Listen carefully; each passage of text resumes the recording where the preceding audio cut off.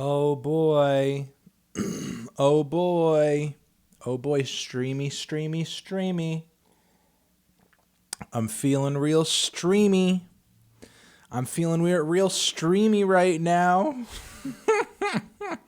I'm streaming it up. Streamy and dreamy. Feeling real streamy. I hope everyone's doing good. Welcome to our bi-weekly Q&A live stream.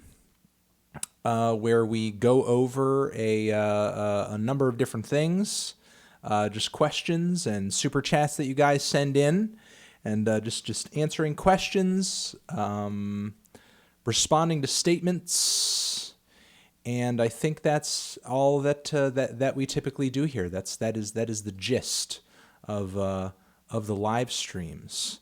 Let me see over here. Let me pop over here for 1 sec. Because you guys actually, this week has been a pretty good week. I got through a bunch of stuff this week. I actually made it through dozens of the suggestions that kind of made it through on the last live stream.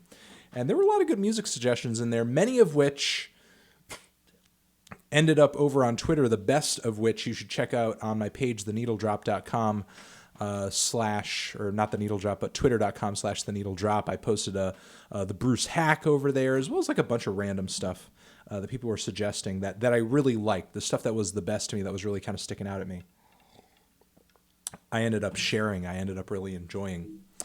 I think pretty much everybody who's here kind of gets the gist of what typically goes on here. Looks like 500 people are watching now. I'm just going to take as many questions as possible. I'm sorry if I miss anybody's question. I'm going to try to go back at the end of it, as I typically do, and try to get to many as possible, get to as many as possible that end up slipping by me. But let's get into it. Let's not dilly-dally any further. Let's answer some questions. NME calls AM by Arctic Monkeys the greatest album of the decade. Melon, please. Why, God, why? Have a good stream, Fantano. Thank you, Brad Taste in Music. Yeah, I mean, I have a lot of respect for NME. They've put on a lot of great artists over in the UK area, and they've been a great tastemaker over the years. But that is one topic that I will strongly disagree with them on. Sort of like disagreeing with Rolling Stone on U2 greatly. I really have no answer as to why. Why, God, why, I really don't know. But hey, together we'll weather the storm. Antoine Fantoine, please check out my music. I love you. Inner City Dispute.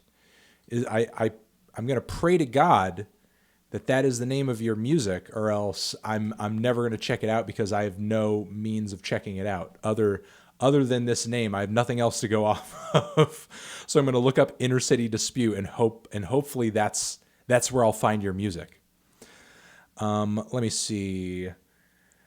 Do I think the lyrics in progressive artists such as Neil Peart border on pretentious? I mean, were the lyrics Neil's in the bands, or are you talking about like his solo stuff? But I mean, are we going to talk about just progressive rock and stuff like that in general?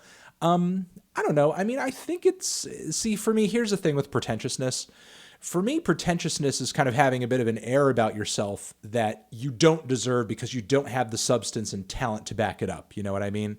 And often there are a lot of progressive rock artists who do, and anybody involved with Rush, anybody involved with Pink Floyd, King Crimson, I would say are certainly worthy of the high horse that they may themselves put themselves on. I mean, it may not be a good look, for them to be like, I'm so great, I'm so amazing, I'm such a great artist. It may not be a good look, but I mean, if they're actually a really good artist, I don't begrudge them, them kind of tooting their own horn. If you don't promote yourself, who the hell's gonna? Antoine, please review Tranquility Base Hotel and Casino. I don't know what to think about it, and I need you to tell me my opinion. Just on the name alone, I'm going to say it's probably just a big old meme. Anthony, I adore FKA Twigs, but have worn out her discography. What are your recommendations? Similar experimental artists. I don't know. Have you heard the new Kalela? Have you dug on her stuff, or Clarence Clarity, or I don't know. There are a lot of people kind of copying her in the art and B scene or the alternative R&B scene. You know, hit up Rate Your Music, look up alternative R&B. There are a lot of copycats out there, I would say, floating around. Excuse me. Thank you, Travis. Hey, Anthony, hope you're having a good day, my guy. Been a big fan of your show for a long time. Was wondering whether you're a fan of stand-up comedy, and if so, who are your favorite comics? I really do like Bo Burnham right now. He's like one of my new favorite ones. The Michelle Wolf fucking White House Correspondents' Dinner was fucking murder. That was murder. And not even just in the typical sense that most of the media portrays it, because if you look at a lot of the coverage of her event, it's either like, she said pussy too much. It's either that or like, ooh, female comic roasts Trump. Oh my God. But if you look at the very tail end of that set, she totally just like tears the media a new asshole. And they just like either pretend it didn't happen or they feign offense on behalf of Sarah Huckabee, even though her jokes weren't really at the expense of her physical appearance. They keep saying, oh, but she was saying she's ugly. When clearly she wasn't saying that. Like, not that she was commenting or I guess complimenting her looks either. The jokes were essentially about how she lies. I would say probably the biggest physical gag at the expense of Sarah is that was her smoky eye gag. Which, you know, hilariously, she doesn't do the smoky eye anymore since that joke. So, I don't know, that was really good. The new Chris Rock stand-up special was okay. Like, his old stuff used to be amazing. God, who the hell was it back in the day who I'm trying to remember? That stoner guy who, I think he had the drug overdose. In the 90s and the 2000s, his comedy was amazing.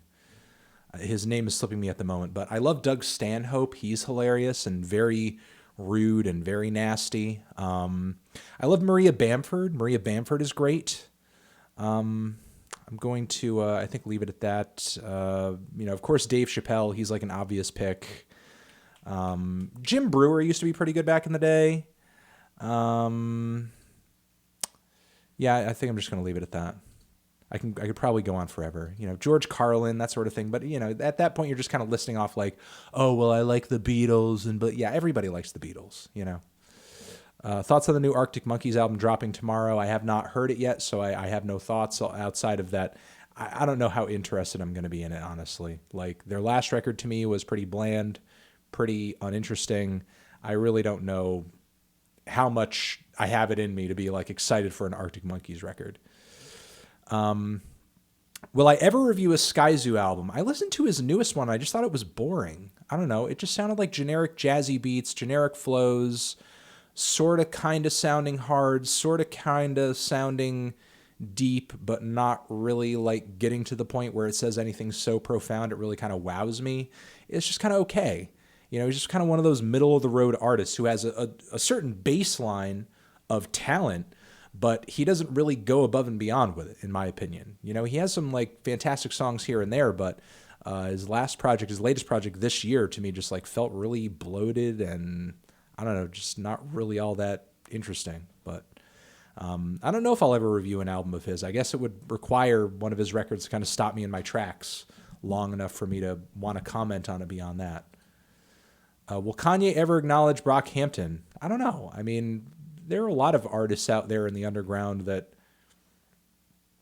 deserve acknowledgement, although Brockhampton isn't really that underground anymore with the RCA signing. But I don't know. I mean, even though Kanye has put a lot of artists on over the years, I don't really see it as his job to kind of, you know, endorse A, B, or C artists. So maybe he will one day. But I mean, if we're going to say, well, when's Kanye going to acknowledge Brockhampton? Well, I don't know. When's Kendrick going to? You know, when's anybody going to? There are a lot of people who haven't acknowledged Brockhampton. And honestly, at this point, I think they don't really need it. You know, they're kind of on their own wave. They have their own audience. They have their own following, and just let them do them. Why exactly do you feel meh toward the new Death Grip song? Is it because they've done so much more experimental work in the past? Well, in my video, I remember saying that I felt like the lyrics were kind of slop and the hook was really underwhelming. Yeah, it just kind of seemed absurdist, but not really that hard hitting. Yeah, it just kind of seemed like a so-so track from them. It kind of sounded like something I've heard from them before in a way. Sure, like the beat was a little more polyrhythmic and fruity than their usual thing, but to me it just didn't really seem like that exciting new ground being broken that I typically get out of a Death Grip song, a new Death Grip single. What is my opinion on the new Miami Psych Fest lineup? Well, from what I've been seeing you spam it into the comments section, into the chat, looks pretty sick. It does look like a sick lineup. So shout out to the Miami Psych Fest, I guess. $5 got you some nice promo, I suppose. Ayo, Mr. Fantano Melano. I was wondering if you ever got around to listening to Loose Screw by Dash. It came out last year. Would love to see a review on it. Mwah. I did not get around to listening to it. There's just a lot of single tracks and features from him that have never really kind of interested me, so I've never really seeked out one of his solo projects. So beyond that, I don't really have an opinion on his stuff. He's got that kind of grimy delivery, but it doesn't really kind of go anywhere from there for me. I think, okay, let's see. We got a lot of things, and thank you for the support. And thank you to everybody before who I have not thanked yet. I apologize. I think Neon Bible is superior to Funeral. I wouldn't entirely agree. Thoughts? Yeah, I mean, I don't agree. I think Funeral has a more superior flow. I think it's a more exciting, on the edge of your seat album. Sure, you could say like the recording is more epic on Neon Bible, but you gave Reflector a 5 and Everything Now a 4. Do you think Reflector is a pretty solid collection of songs if you get rid of a few songs? Yeah, maybe. It's definitely a more bloated album, so cutting it down to a more sensible record is going to be more difficult, but I think it's a record that could be made more interesting with cutting down. If you were to review Master of Puppets, would you give it a 10? I suppose it's probably worthy of a 10. It's an amazing thrash metal album. It's probably a perfect thrash album. Thank you very much. Melon, new Kanye, a 10. Potentially. Could be a 10. Although I still wonder if Kanye's sticking to this idea that the album's going to be 7 tracks long. Is it still going to be 7 tracks long? I would hope that he would add more to it. And I wonder if this song with T.I. is going to be on it. Probably not, but... Melon, new Kanye a 10. Can you say this in best teeth voice? Timothy comes, your end is... What is the best teeth? Like, the best teeth in the game. Timothy comes, your end is here. Also, check out my Gay Furry MU Discord.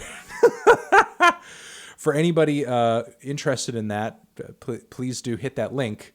Also, good grime albums. Check out some early Kano. Wiley's Godfather is great. Also, let me see who else. Good grime records. Oh, fucking Boy in the Corner. Let's see. Hello, Anthony. What kind of kid were you in high school? Are there some bands that you hate or despise very much? I can't think of any bands I hate or despise very much off the top of my head outside of Godsmack. And they have a new album out, which you should buy it. You should buy 30 copies of it. And I don't know what you do with them after that. Just buy 30 copies of it. And in high school, I was like a metalhead. I hung out with all the new metal and goth kids. So that was my clique. What did I think of Paul DeJong's new album, You Fucking Sucker? Oh, is it out yet? Is it out? I actually need to put that on my calendar to listen to that. Thank you. I did like some of the teaser tracks, so I've not heard the album yet, but thank you very much for not only supporting, but also reminding me of when there's stuff I should review, because there's so much I need to keep track of. Monday, I think I'm going to try to get out the Frank Ocean. Monday is going to be the Frank Ocean. Tomorrow, I have to get out the John Hopkins. And next week, I can get out the Frank Ocean because it's kind of a loose week. Beach House is coming out. Godsmack is coming out. And the Mark Kozlek is coming out. I can't remember if anything else is coming out right now, but I don't know. I guess let me know if there's any records coming out tonight at midnight, or rather, tomorrow officially, that you guys like kind of have at the top of your heads, the forefront of your minds. Let's see. Sup, Fandango. I found myself listening to more instrumental hip hop producers like Dilla, Madlib, Ninth Wonder, DJ Shadow. Being a fan of psych rock, I couldn't help but see similarities in the two styles of music. I think when it comes to those particular producers, yes. Especially when it comes to Madlib. Maybe not as much Ninth Wonder. DJ Shadow, it depends on what record you're listening to. But I think there's definitely similarities in the repetitious grooves and just the wash of strange, surreal sounds and effects. There's a lot of great, crazy beat music out there. I would also throw in Flying Lotus because I feel like Flying Lotus took influence from a lot of those people and kind of advanced it into even a more experimental and psychedelic realm. Which you could kind of say for much of the Brain Feeder Records roster. I mean, if you're into all of those artists, you should be listening to most of the players on Brain Feeder Records. You really should. What do I think of the Von Bondies? I feel like I've heard their music recently, but And do you have any recommendations for new garage rock punk style artists? I mean, as far as like brand new ones, not really, but I mean, some of my favorites personally are like Black Lips, Jay Retard. Let me see. As far as like garage punk goes, like early music from the Drones, although that's kind of like a blues punky kind of thing. Some of the bands that King Khan has been involved with over the years. Trying to think of who else. The Dwarves, they have a bit of a garage thing in their punk sound, and they're a wild fucking band. The Mummies, definitely check out the Mummies. They're a great garage punk band.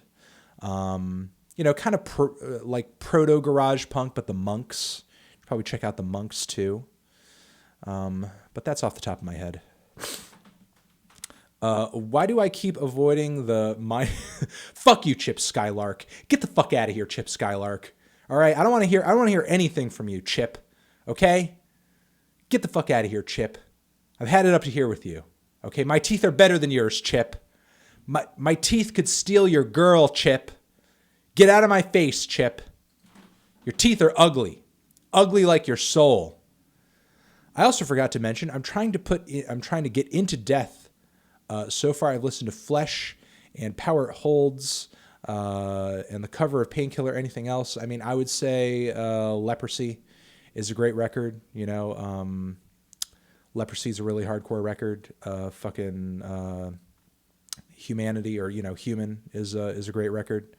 Yeah, I would say go to those two after that.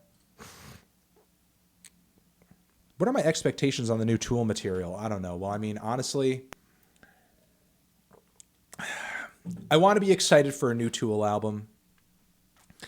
But given just how dismal some of the material on the new A Perfect Circle album was, but granted, A Perfect Circle is like somewhat less defined of a musical project. You know what I mean? It's not quite as focused as Tool is. And Maynard, given some of the weird and silly shit he's done in Pucifer over the years, like, of course there was going to be some weird and silly shit on that new A Perfect Circle record. But will they hunker down and come through with a serious effort that is focused and in the vein of Tool's sound and style and aesthetic? If they can do that, I think it'll be a good experience. I think it'll be a great thing. I think it'll mostly be an enjoyable album. But if they decide to veer off and do something wonky and do something silly and do something ridiculous just for the sake of doing it, just for the sake of getting material onto the record because they don't know what else to do because they've been sort of in hiatus as a group so long that when you don't use it, you lose it, then it's going to be a mess. And again, given the Perfect Circle output, it could end up being that. I'm just kind of preparing you guys. It could end up being that. But still, given how solid their discography has been up until this point, I want to think good things. I want to expect good things. But I would think that if they had another record in them, they would have just made it back in the day, instead of just like trying to force it now when the band is at a point where, their fans are just kind of begging them to come out with new music because they don't know what the fuck else to listen to because, none of the newer music from the millennial generation connects with them. But thank you. Hello, Melon. Never had a cavity. Oh, that's good. Is that good teeth game? That is very good teeth game. I have had a few cavities, so You're doing better than me. Also, how does Brockhampton compare to all the other boy bands, One Direction, Backstreet Boys, etc.? I think they're the best. Well, I think Brockhampton themselves say that they're the best boy band since One Direction. But could we extrapolate from that they are better than One Direction? I mean, I suppose they're not mutually exclusive statements. Certainly you can be the best boy band since the advent or the demise of One Direction, but simultaneously be the best boy band of all time. And I think that Brockhampton has the potential to be that. But I think in order to get there, we're going to need to see how great Puppy is. So surely they're better than Backstreet Boys and NSYNC because already they have more solid records than both of those groups individually. It'll only be a matter of time before they have more solid records than those two groups combined. And I don't know, we'll see if their fandom surpasses that of One Direction because it kind of seems like they're well on their way. Nine Inch Nails is releasing a 6-track LP. Those must be those must be long tracks. On 22nd of June, are you going to review it? Well, I mean, most likely I reviewed their last couple of projects, so I'll probably review this new one. Also, I graduate college tomorrow. Thanks for the stuff you do. Help me out a lot and turn me on to great artists. Well, thank you, and congratulations on graduating. And congratulations to anybody else who happens to be graduating tomorrow or this weekend or tonight or next month or whatever. Congrats. Congrats on your studies. One more question. Any chance you were going to review the new DJ Co's record, Knock Knock?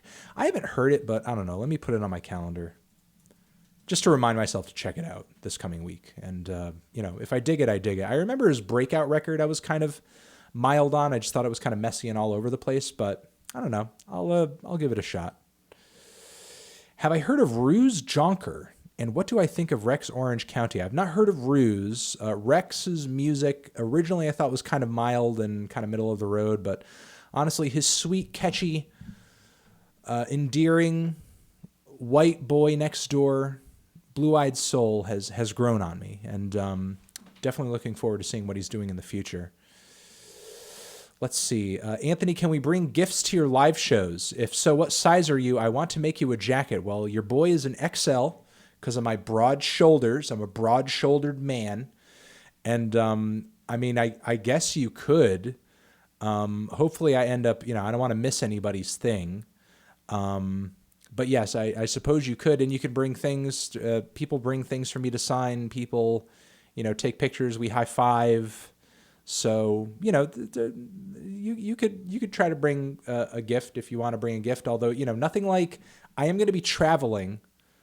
So like nothing big, not like a giant box of a thing, nothing that's going to be large or cumbersome. Don't like buy me a stereo system, don't buy me a jet. Don't buy me a ping pong table, something small and something cute. If you were going to be that nice, I do appreciate it. And thank you. Thoughts on the new Black Moth Super Rainbow? Did I forget it or did I just not find it that impressive? I was listening to it today and I ended up deciding that I was going to put it in the next Why You Know review because I thought the last album was just kind of mediocre and I think this new one is just kind of mediocre as well. I feel like these days I look forward more to Tobacco albums than I do Black Moth Super Rainbow albums because every single time I hear a new BMSR, it just feels like they're just playing... I don't know, it just feels like they're playing it safe. Even though their sound is idiosyncratic, it's like they don't really have any way of kind of building outside of it and doing anything interesting. At least when I'm listening to Tobacco, I know I'm going to hear something a little different with the new record. I'm going to hear something a little different, kind of risky, maybe a little bit noisier, maybe a little bit more experimental, where every single time I hear a new BMSR, it's just like bland beat psychedelia with those same kind of sleepy whispery vocals that by this point have just kind of gotten old, in my opinion. So I don't know. Those are my thoughts on that. Danny Brown says, I love you, Fantano. Will you tell me what you think of Dinosaur Jr., specifically the 10 out of 10, You're Living All Over Me, Nujabes, and Little Ugly Mane? I don't know what you want me to say about Nujabes and Little Ugly Mane. But Dinosaur Jr., I mean, You're Living All Over Me is pretty sweet. Bug is great. I mean, as far as indie rock goes, they're not really all that fiery or kind of like thrilling, but Jay Mascis just has a knack for just nice, sweet guitar melodies. You know, that's just kind of his thing. And if you want to hear some nice, sweet, endearing, kind of like, not so much psychedelic, but like kind of entrancing all the same guitar melodies that are so sweet that they just kind of like take you off on a cloud on a magical musical ride, then Dinosaur Jr.'s is the band for you. It's kind of like nice, chill, sweet guitar slacker rock. You know, they're kind of a slacker rock band. And I think a lot of people don't necessarily see them that way, but I do. They're kind of a slacker rock band I can really kind of get behind. Also review the new Tropical Fuckstorm album, Dweeb. Yes, that's that's the dude from Drones. That's like his other project. I need to put that on my fucking calendar. Tropical Fuckstorm. I need to remind myself to try that out. Sorry, I dropped a paper. Thanks, Dweeb. Thanks for calling me Dweeb. Yo, Fantano, thoughts on you being in the Manboy music video from Mr. Motherfucking Esquire, and do you think his line, all these cracker-ass bloggers trying to downplay my intelligence is about you? I mean, maybe he might feel that way. Maybe it is about me, though I can't recall a time when I've actively tried to downplay his intelligence. I don't think Mr. Motherfucking Esquire is dumb. I think he plays it a little safe sometimes, but I don't think he's dumb. I wouldn't say the guy is a dumb artist or an artist that doesn't make music that doesn't have a certain kind of intelligence to it. So he definitely does. But I mean, I'm sure maybe that shot was at me, and if it was, then I mean, it's whatever. Opinion on the deathcore scene. My finger is so not on the pulse of the deathcore scene right now, so I cannot even really comment.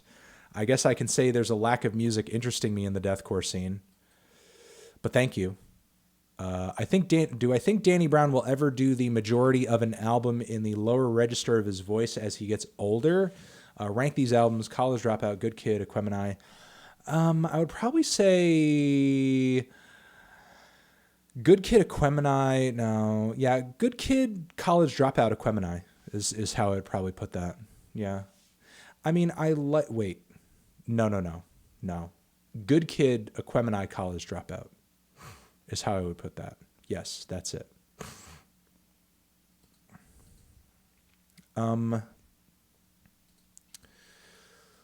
Let me see. What was your experience with the latest Ulcerate release, Shrine of Paralysis? I found it very unclear with its ideas compared to their previous albums. Thanks. Buying a t-shirt soon. Well, thank you very much. I'll show you guys the t-shirt later. theneedledrop.com/support if you guys want to pick up a new shirt. They're still going to be available for a limited time.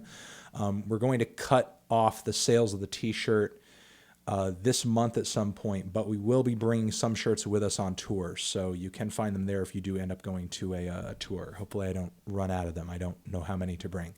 But as far as Ulcerate, I mean, saying a new Ulcerate album is unclear is kind of odd, because I mean, that's typically like their MO. That's kind of like their style, to be making this progressive, tangled, noisy, like super sludgy metal music. Typically I do get at least a little bit of enjoyment out of it, though. I mean, I'll say like trying to extract enjoyment out of an Ulcerate album is kind of like, trying to figure out how to do trigonometry, sort of just like on the fly, with almost no experience in doing so. I mean, I don't know, maybe it is a little more unclear than their records typically are, but usually for Ulcerate fans, I would have assumed that was kind of one of their selling points, that's like, oh shit, that's their thing. That's like what makes their music so interesting. And I can appreciate that sort of thing sometimes. I mean, certainly that's one thing I liked about the new Portal album, but for some reason, with Ulcerate, sometimes it just doesn't do too much for me. Did Prof get relegated to the Why You Know review? You said you were going to review him on Twitter a while back. I ended up thinking, yeah, I'm going to probably put it in the Why You Know review. As far as like a mini review of the album right here, there's some elements of the record I find to be a little obnoxious, but still like that same kind of zany overacting that he puts into his songs is the very thing that kind of makes them so magnetic. And even though there is a bit of a double-edged sword there, I would say that's not even the worst thing about the record, or not to say that the record is awful either. It's a pretty decent album. I just don't really have that much to say about it. Outside of that, again, that can be a bit of a double-edged sword. The sung parts on the album, I kind of have a short tolerance for, because while his singing voice does have a lot of character, it's not exactly one of the most skilled singing voices.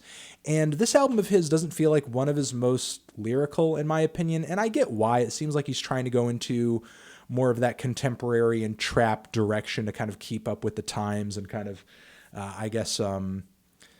fight these rappers who he is competing with on their own kind of playing field, get down to their level and sort of outperform them in his own way. And while I think in a lot of respects he has done that, there are moments when, some of the lyrics, I think like that one line when he's talking about, you needing a diaper because I'm the shit and so on and so forth. It can get a little corny. It can get a little excessively like silly to the point where it's just like warranting an eye roll. You know what I mean? But it's still a decent album, a little long, but it's still a decent album. Hey, Mr. Best Teeth, who wins this rap battle? Kendrick, Jimmy Neutron, Thanos, or Jeff Sessions? I would say Jeff Sessions. Very few people know about Jeff Sessions' pen game. He's quite the rapper. He's quite the guy on the mic. Classic fit. Thank you. Although if Don Blankenship was in that lineup, he would be the guy walking away with the golden mic. What are your overall thoughts on Pet Shop Boys? And what albums have the best interlude songs? And what purpose have they had on albums in your opinion? Blah, blah, blah.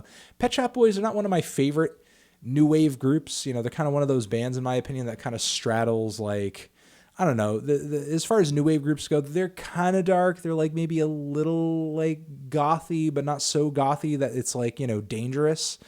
I think their music is decent. I just feel like it could have a little bit more bite to it sometimes, but their songs are pretty catchy. Now, as far as like what songs have the best interludes, as far as like skits or interstitial tracks,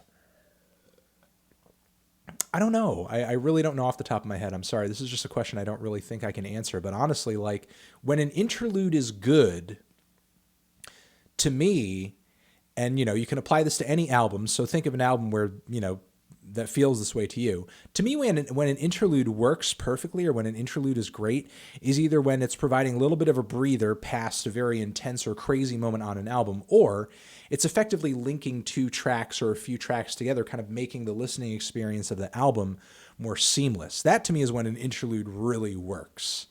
Sometimes interlude tracks are cool if they're just short little quirky, silly detours and stuff. Sometimes that's pretty cool, like in the case of Battle's Gloss Drop or something like that. But for the most part, I really love it when an interlude adds to the flow of an album. If an interlude can add to the flow of an album, that to me is an excellent interlude. How do people say All Eyes on Me? How do people call All Eyes on Me the classic Tupac album? Half of it is filler and so overblown. Tupacalypse Now and Me Against the World are much better. I mean, I would even say Machiavelli is like more solid of a listen too.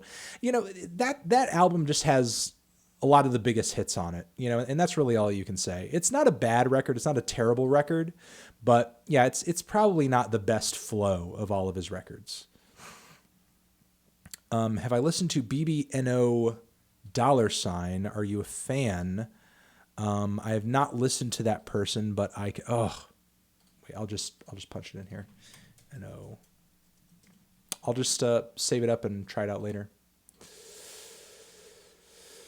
Let's see.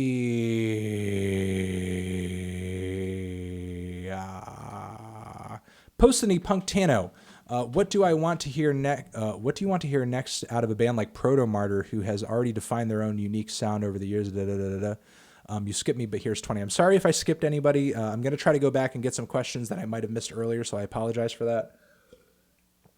But if you want to, take the risk and try to jump back to the front of the line, go for it.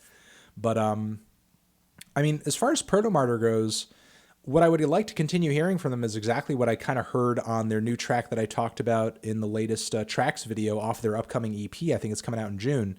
And it was just like really noisy and vicious and out of control. In retrospect, I guess it kind of reminds me of the same like wild style that you would hear out of like an Ice Age song.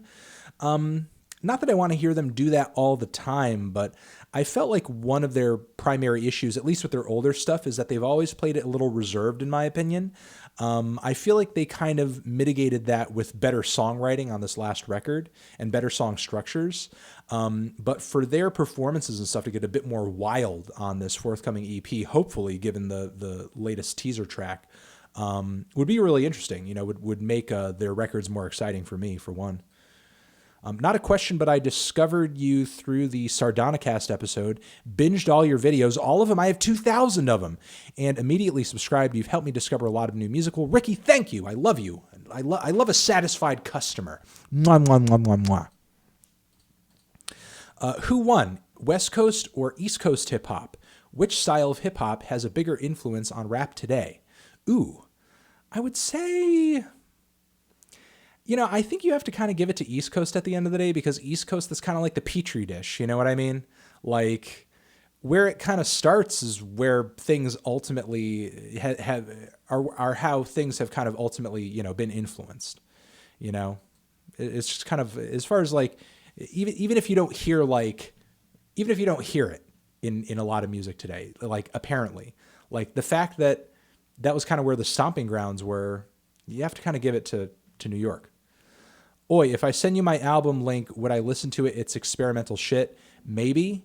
It sort of depends on how good it is. If I'm listening to a few minutes of it and it's just crap, I'm not going to listen to the whole thing.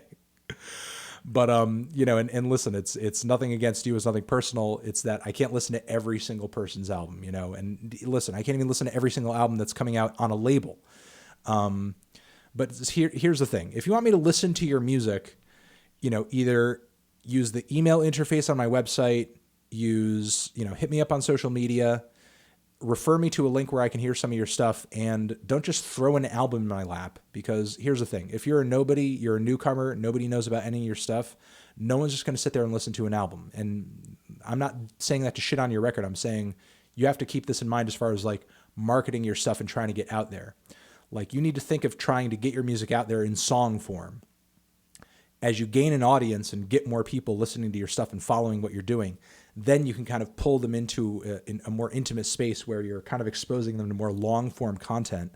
But when it comes to promoting your stuff, you should be putting your best song forward, period. Think of what your best song is and put that out there.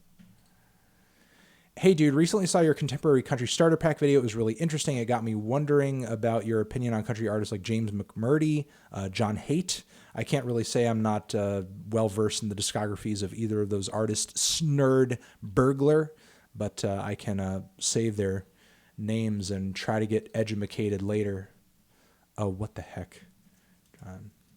John. Apparently that didn't save, but now I just... James... Yep, there we go. All right, I'll try to check that out later. Thank you for the reco, Brecco. Sorry for the sniffles. Have I heard of Ben Howard's music? What are your thoughts on his newest singles, Towing a Line? I don't think so. The name seems super duper duper duper familiar, but I don't even want to pretend I've heard a Ben Howard record all the way through. Yeah, I really don't think I have. Yeah, I'm not familiar with Ben's work. But it seems like some people are loving his new record over here where I'm looking. So, I don't know. Could be worth a shot. I'll see what's up. I'll see what's up with old Benny boy. I'm considered an old head for not liking current rap, but technically I'm waiting for what's the next wave. So I don't know what... I mean, you don't like any new rap? None of it? None of it at all? I mean, I get that if you're not like... huge into 21 Savage. I get it. Okay, I understand. You know, he's got some good songs, but like, you know, he's kind of a hard investment because like, how long is 21 Savage really going to be around? Like, not even just him, but like the style of music that he basically, the wave that he basically depends on. But I don't know. There's a lot of good stuff out there. You just gotta kind of find it. You know, honestly, if you sit around waiting for music to be good, you'll kind of be waiting forever. You know, you can't just wait for music to get good. Music is good right now. You just got to go out there and find it. You know, it's out there on Bandcamp. It's out there on SoundCloud. It's out there on the blogosphere. I've probably recommended it. It exists. It's out there. You just got to look for it. How do I feel about the band Local Natives also looking for good headphone amp suggestions? I don't really have any headphone amps. I mean, I will put a headphone into my amp if I want to do that, but I've never purchased like a separate like headphone preamp, you know? So I know they're out there and I know there's some good brands, you know, and I've suggested people get one if they want to, you know, buy some studio headphones and they don't have an amplifier or stereo system to plug their headphones into.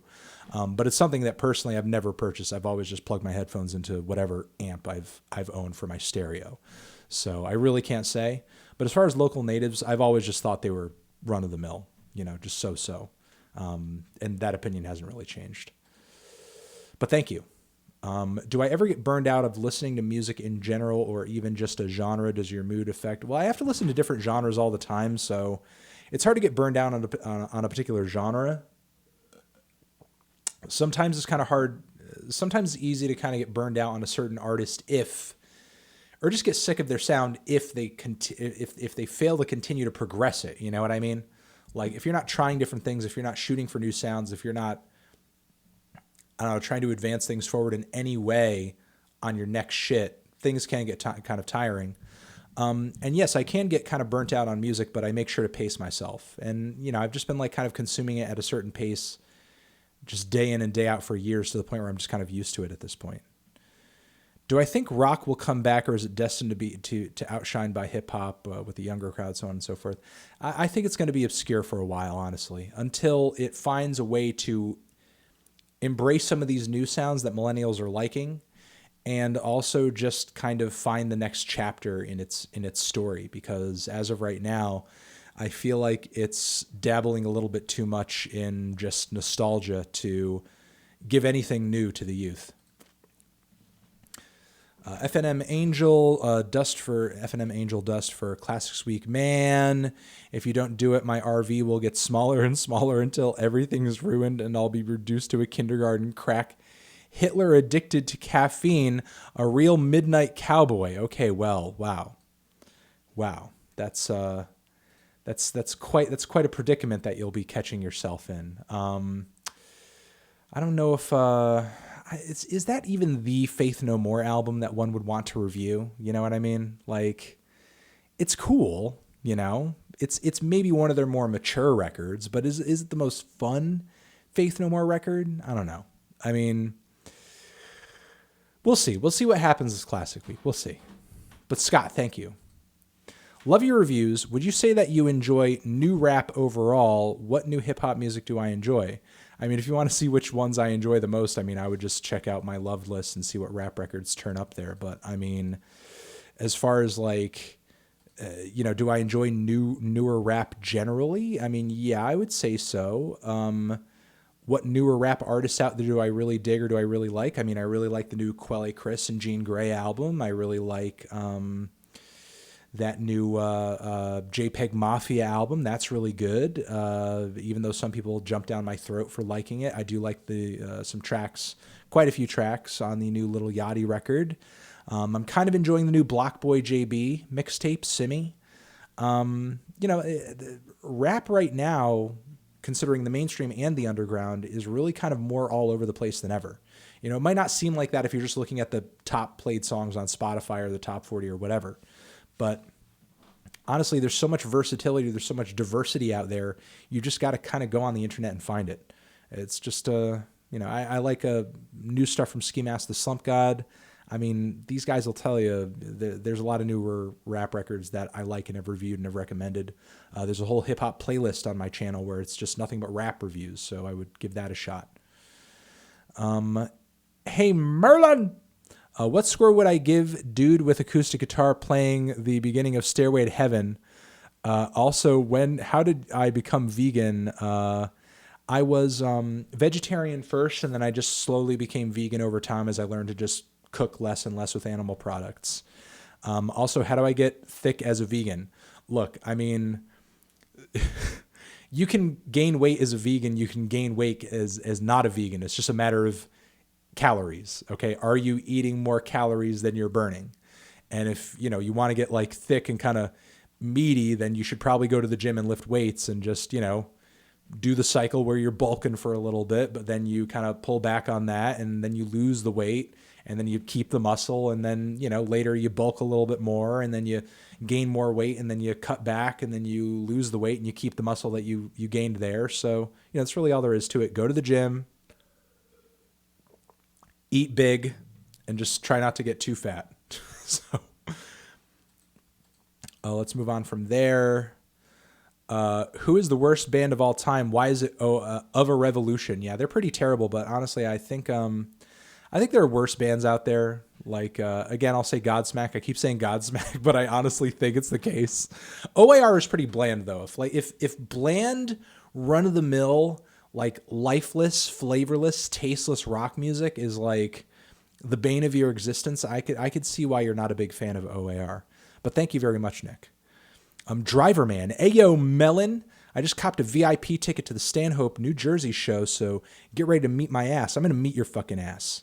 And you better give me a high five. And I've just decided that for some of the VIP tickets, I'm going to try to do like maybe an exclusive piece of content and put it on like a USB drive. I need to find out how many VIP tickets have like sold overall when I go out. But I'm going to try to, since there's going to be a meet and greet part of it, I can give people the USB stick. Can I paint you? Also, what do I think of Clario? Her music's pretty cute. Her music is pretty quaint, nice, like sweet bedroom pop. I listened to her new single and I thought it was pretty good. It had kind of like a quirky music video with her friends in it or whatever. Had a good beat, had a good chorus. I understand that she has like a little bit more like industry backing than would appear because of the whole bedroom sort of like low key, like DIY budget and everything. But honestly, it's not a bad aesthetic. And I like that she's doing something cool with it. I haven't heard her whole new EP yet, but it is something that I should probably put on my to-do list, listening to that. And can you paint me? I mean, I suppose, like, do I need to show up somewhere? I mean, you can paint whatever you want. If you see a picture of me and you want to paint that, or if you want to paint an image of me in your mind, you certainly have permission to do that. But if you're asking me to like show up at a location and do like a nude pose or something like that, I don't know if that's really like, do I have the time? Am I comfortable enough in my own skin? There's a lot of questions that come up in that. So I don't know. You're certainly welcome to paint me if you want. But if there's anything more to it than that, let me know. Hey, Anthony, I love your channel so fucking much. Well, fuck you. I love you too. Pin the book. Just wanted to know, what is your favorite Modest Mouse album? For a while, I was saying that it was Lonely Drive, and I still think for the most part it is, but over the years, Lonesome Crowded West has grown on me. I think Moon in Antarctica, it's decent, but it's a little overrated. And even though it's probably not their best, and maybe Moon in Antarctica is better, because it's kind of like their big breakout album, I do have a soft spot for Good News. I do think it is a really good album. David Byrne is lame without Talking Heads. Douche not to reunite. Any Jerry Garcia music for you ever? Rain Dogs or Frank Wild Years? Well, Rain Dogs is better. Jerry Garcia, most likely no. And David Byrne, I don't know. I wouldn't say he's lame. I mean, what about the music he's come out with Brian Eno over the years? Like, he has very good solo material. And honestly, I thought his live set solo was amazing. Is it kind of unfair for him, or does it suck that he's not playing with the Talking Heads? I mean, honestly, I don't even know what the disconnect is between them and him and the rest of the band and so on and so forth. I wish I knew or understood more about it, but, is he being kind of a jerk? Maybe. I'm not ruling that out or anything, but I think jerk or not, the guy's coming out with some good, decent solo stuff. So, do I have a favorite indie band? What is my favorite? Is Neutral Milk Hotel count? I mean, they're kind of an indie band, and they have one of the best indie records of all time. So, them, and again, I mean, we were talking about Modest Mouse earlier, and I think Modest Mouse is another indie band, true blue indie band, who came up in the indie scene and ended up, sort of maintaining that indie label even as they went sort of mainstream. They definitely have one of the more solid discographies, that's for sure. Imagine I Spy with Amine, the rapper, featured instead of Lil Yachty. Just imagine, Anthony. Oh, okay. Okay. Maybe could work. Well, thank you, Gavriel.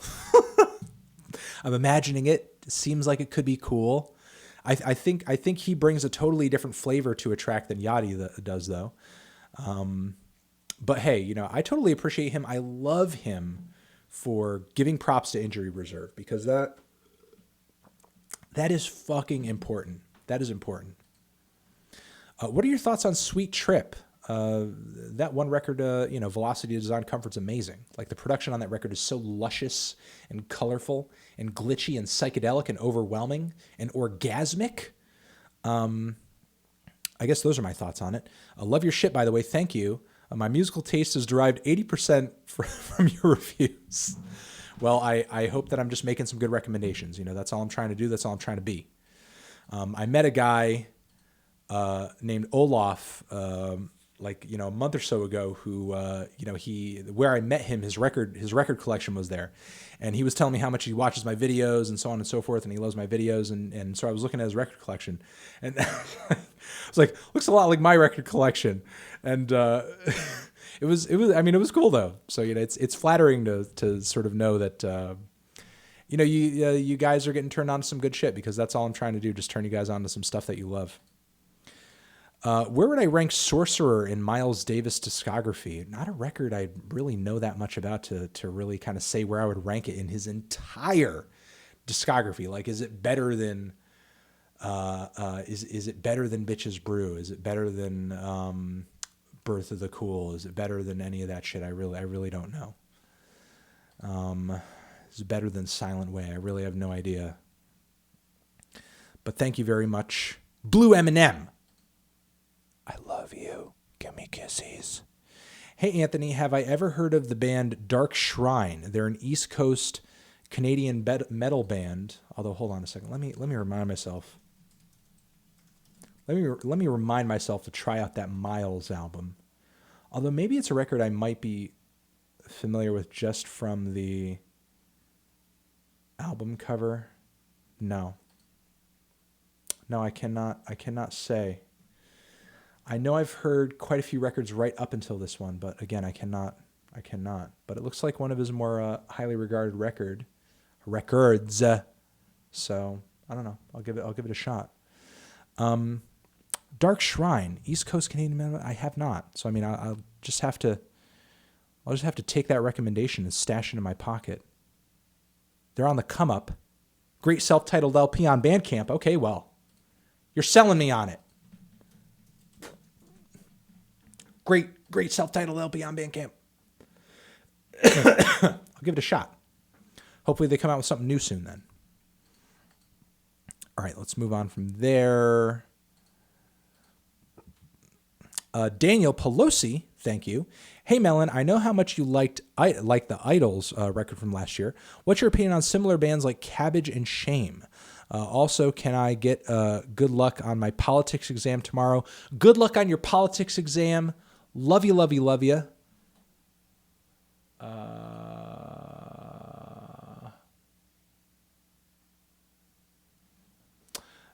Sorry, I just got a text from somebody. Love you, love you, love you. And good luck on your politics exam. Now, as far as Cabbage, I've not... Oh, wait, Cabbage. Wait, hold on a second. Was that the band... Is that band that people have been... No. Album review. Okay.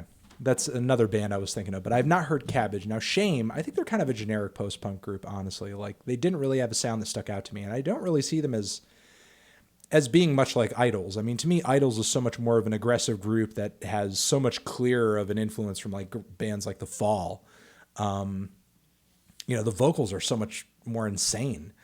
I would actually say they're a little closer in tone to like Sleaford Mods with just how nutso and just how ranty and ravey the vocals are. Maybe I'll check out the band Cabbage and sort of see what they have going on. But I'm not familiar with Cabbage. But during every single one of these live streams, we have a little powwow and a session saying, hey, listen, if you're a band and you want a good name, you need to have a more memorable name than Shame, okay? Shame is not a memorable band name, okay? Think of the SEO, okay? Think of the search engine optimization.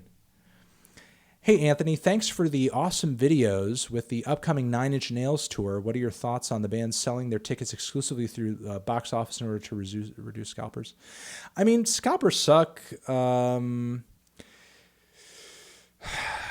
Places like the box office and various ticket vendors, though, should make it easier for you to swap your tickets out, though, or, sell them or sort of like, get rid of them if you end up not being able to go to the concert, though, because the whole like ticket insurance bullshit is just like, ugh, it's just an extra stupid fee. But I mean, reducing scalpers, I mean, as long as you're not doing it in a way where you're just like being a jerk about it or making fans like pay out the ass so much more just to like prevent scalping, I'm for it. I'm not against it. Hey, I asked about Trippie Redd during your last stream, and now I want to, come on now. I want to ask you about his beef with 6ix9ine. I don't agree with either of them, but what is your general opinion of this stupid beef? I mean, from what I understand where it all stems from, and I don't know why they're still kind of continuing this beef, why they can't just avoid one another at this point, but I know that they were pretty close at one point. They used to collaborate quite a bit, or they were connected pretty closely. Trippie Redd started finding out about all of the stuff, all the skeletons in 6ix9ine's closet, and then he started calling him out on social media and saying, we don't fuck with pedophiles and so on and so forth. And then he pretty much like cut off ties.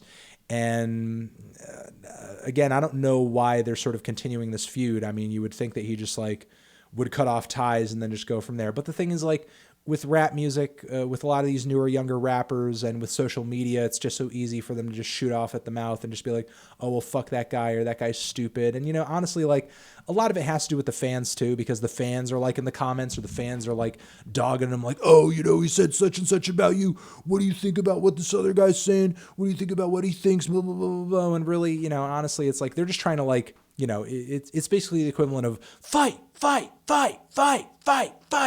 because honestly, it's almost like blood sport at the end of the day.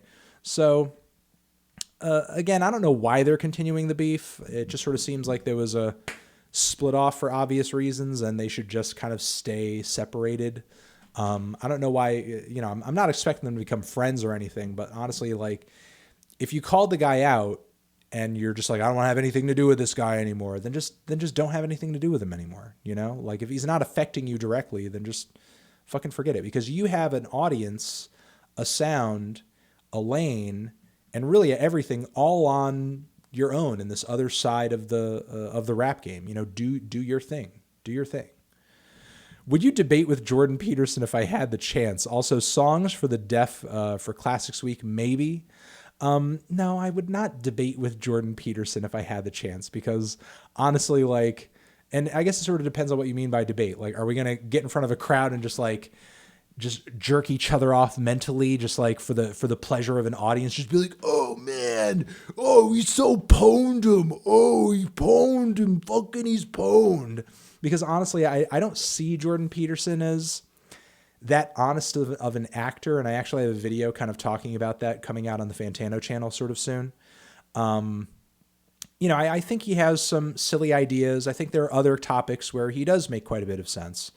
And I think that for a lot of people, his life advice stuff is kind of resonating, because maybe that's something that they haven't gotten that much in life. They're kind of seeking for it. They're seeking for it elsewhere.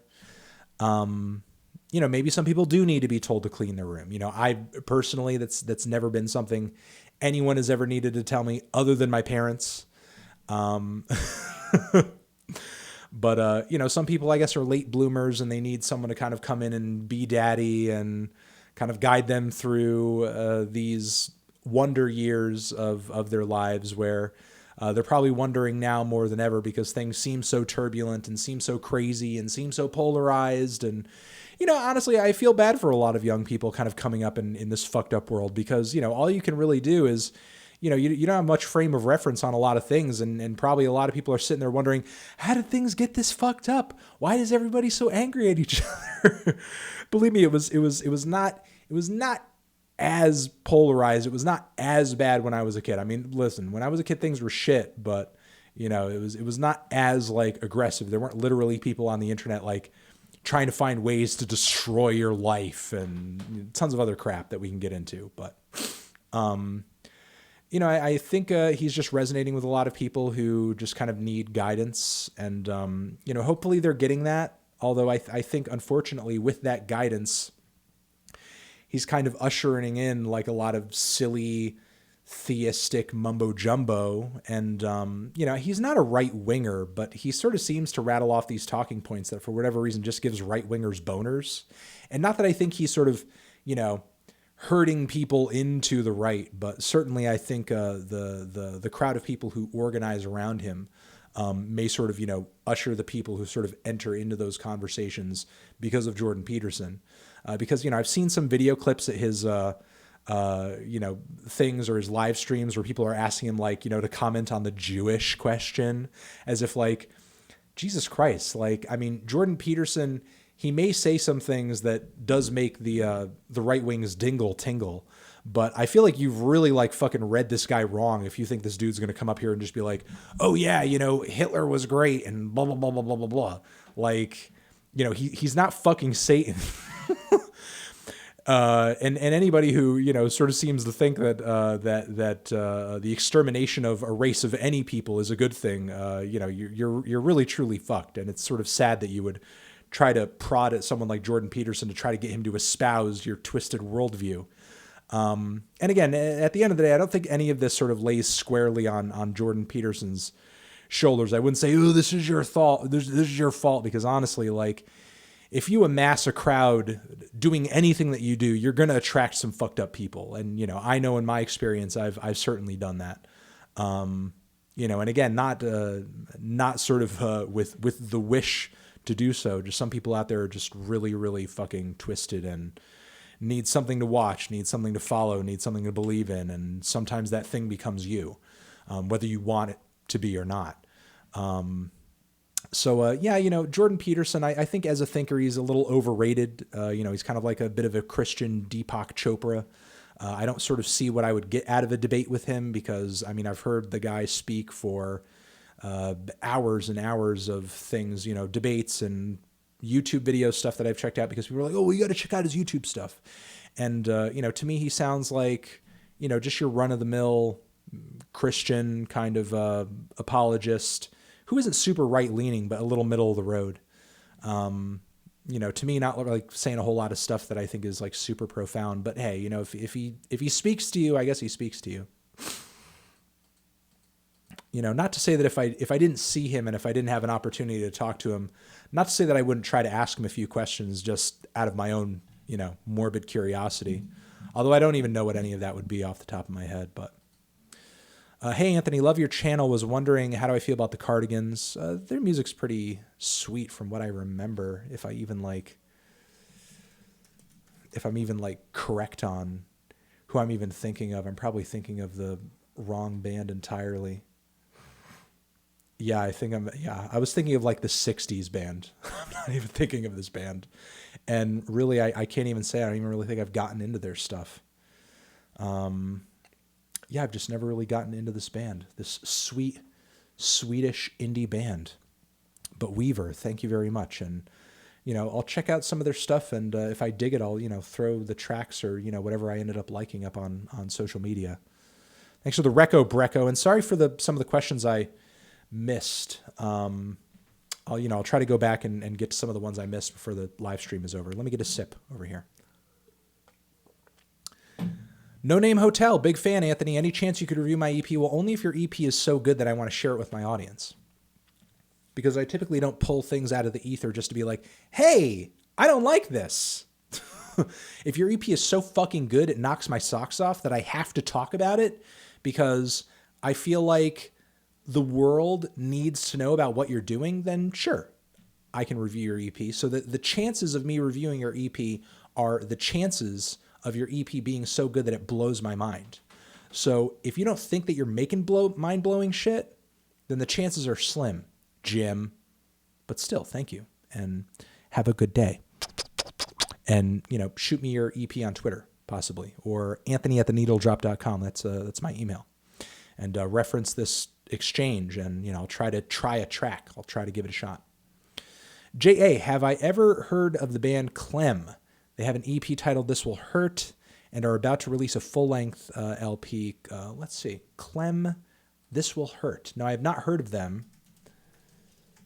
But if you're telling me they have an album out on the way, then, maybe they're worth kind of keeping an eye on. So I've not heard of them, but thank you for the reco. J.A., thank you. Am I a fan of Steely Dan? Not huge into Steely Dan, but people have been begging me for like a Steely Dan Classics review, and I think that I may in fact do that. So just to kind of like maybe kind of quell the Steely Dan talk. Because I feel like since I did the Ween review and I talked about Ween at length, there hasn't been quite as much like, hey man, what do you think of Ween? What do you think of Ween? But I feel like the Ween like questions have been replaced by Rex Orange County questions, but also Steely Dan questions. So I might do a Steely Dan classic review just to satisfy all the horny Steely Dan fans. What are my thoughts on this heavier trap revolution, including artists like Cybier and Zilla's stuff I have talked about before, and I think his stuff is pretty cool. Is it just edgy garbage or some experimental renaissance? I mean, I wouldn't call it an experimental renaissance, but I wouldn't totally call it edgy garbage either. I mean, maybe to a degree it is a little edgy garbage, sort of like Scarlord, you know what I mean? But I don't know, I kind of feel what they're doing. You know what I mean? I feel like in retrospect, nu metal was mostly edgy garbage, but, there was actually some good stuff to come out of nu metal. I mean, fucking Static X had some great songs, and Slipknot had a few good records, and System of a Down were pretty great, although a lot of people just call them alternative metal, but I think they were part of that nu metal scene too. So, sometimes shit is edgy garbage, but sometimes edgy garbage is good. It's sometimes more interesting than pop garbage. Have I ever heard of visceral music? Have you ever had visceral music listening or concert experiences that made me cry? Any interest in the Arctic Monkeys album coming out tomorrow? I do have it on my list to try, although I wouldn't necessarily say I'm interested in it. I think that's kind of taking it a step too far. But, what was a concert experience? At the David Byrne concert, they did a cover of Janelle Monáe's Hell You Talking About, and that was definitely a moment where I was just like, just like fighting back tears. And when Godspeed came back on their reunion tour, there were some passages of like Lift Your Skinny Fist that I was just like,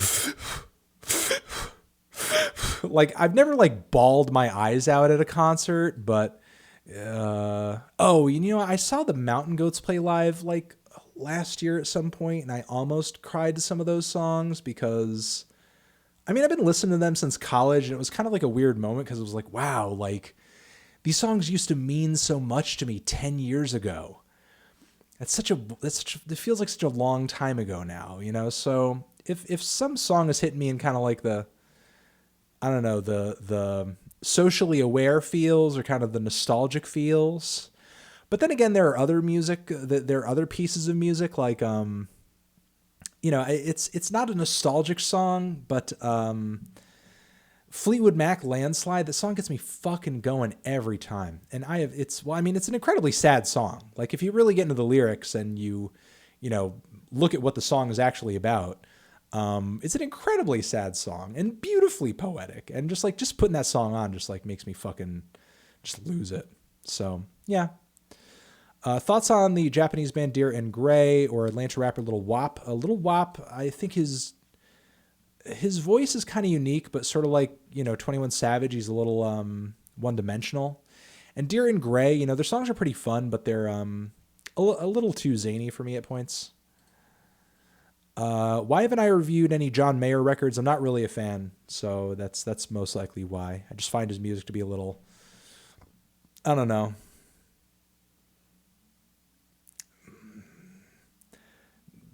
devoid of any excitement, I guess. I've not heard the track he dropped today, but I suppose I'll try to give myself a reminder to give it a try. Maybe I'll like it. Who knows? Dude's a very talented guitarist, and there's some live clips of him playing that I think are absolutely impressive. But as a songwriter, I don't find him to be that interesting. Thoughts on idea and abilities? I mean, it's okay. I'm not as nutso about it as some people are. I don't really have as much of a comment on idea and abilities. I guess it's something that I never really got as deep into as I probably should. But Death by a Pickle, thank you for basically exposing how much of a fucking rube I am, I guess. I am going to be working on my John Hopkins review tonight, so you can look forward to that. Grand, thank you. Would I ever see Kevin Federline live?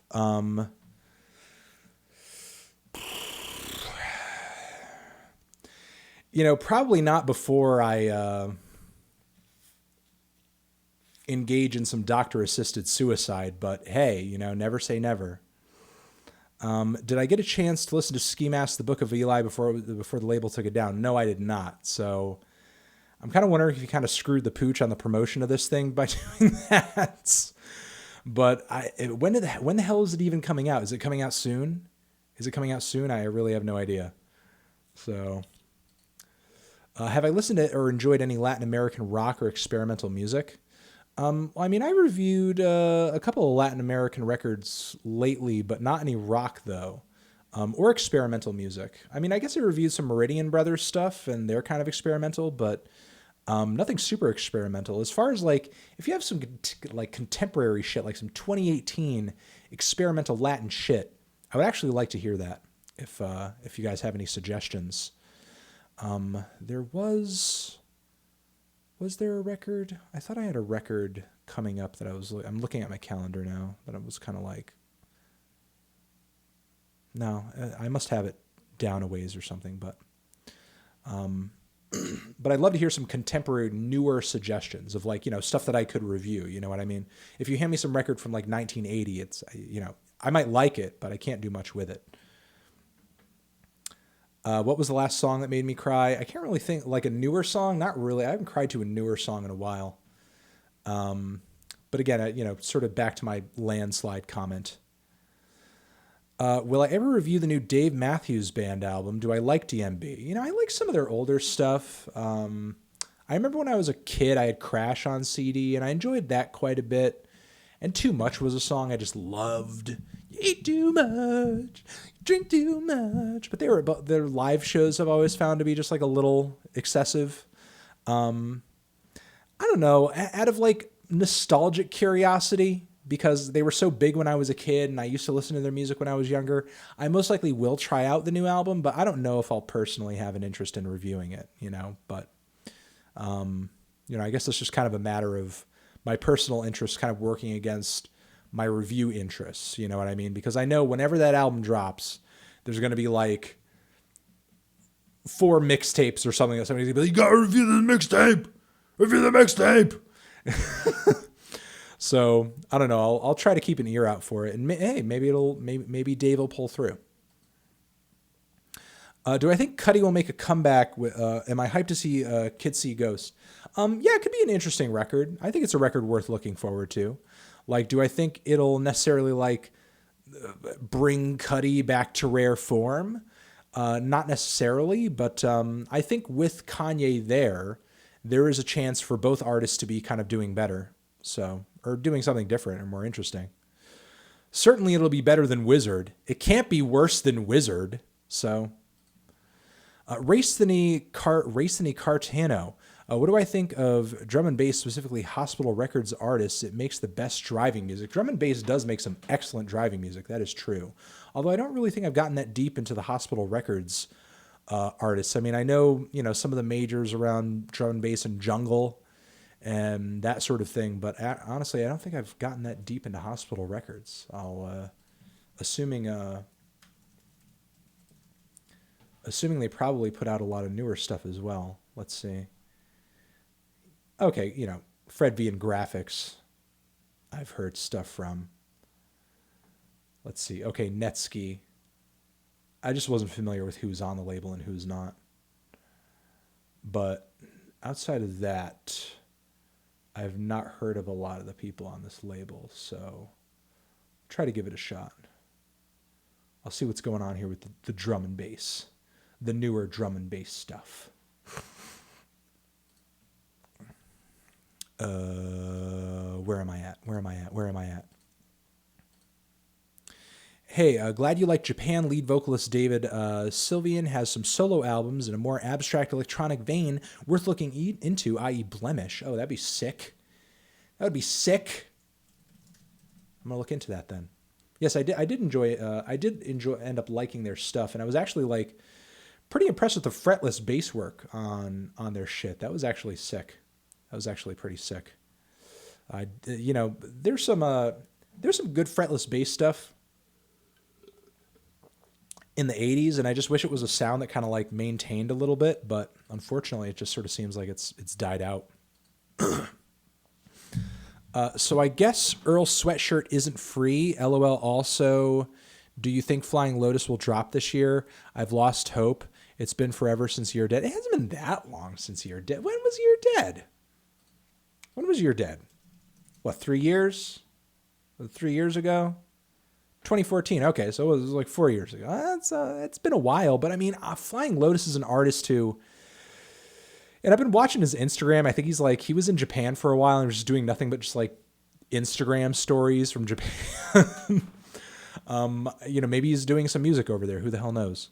But yeah, I guess it's been forever in internet years, but honestly, he has so many solid records and he has so many albums that are just classics, just neo-classics in that particular genre and in that sound and in that style. And he's probably still getting a lot of streams and attention on his stuff. So I don't know if he needs to come out with a new album for at least a little bit while.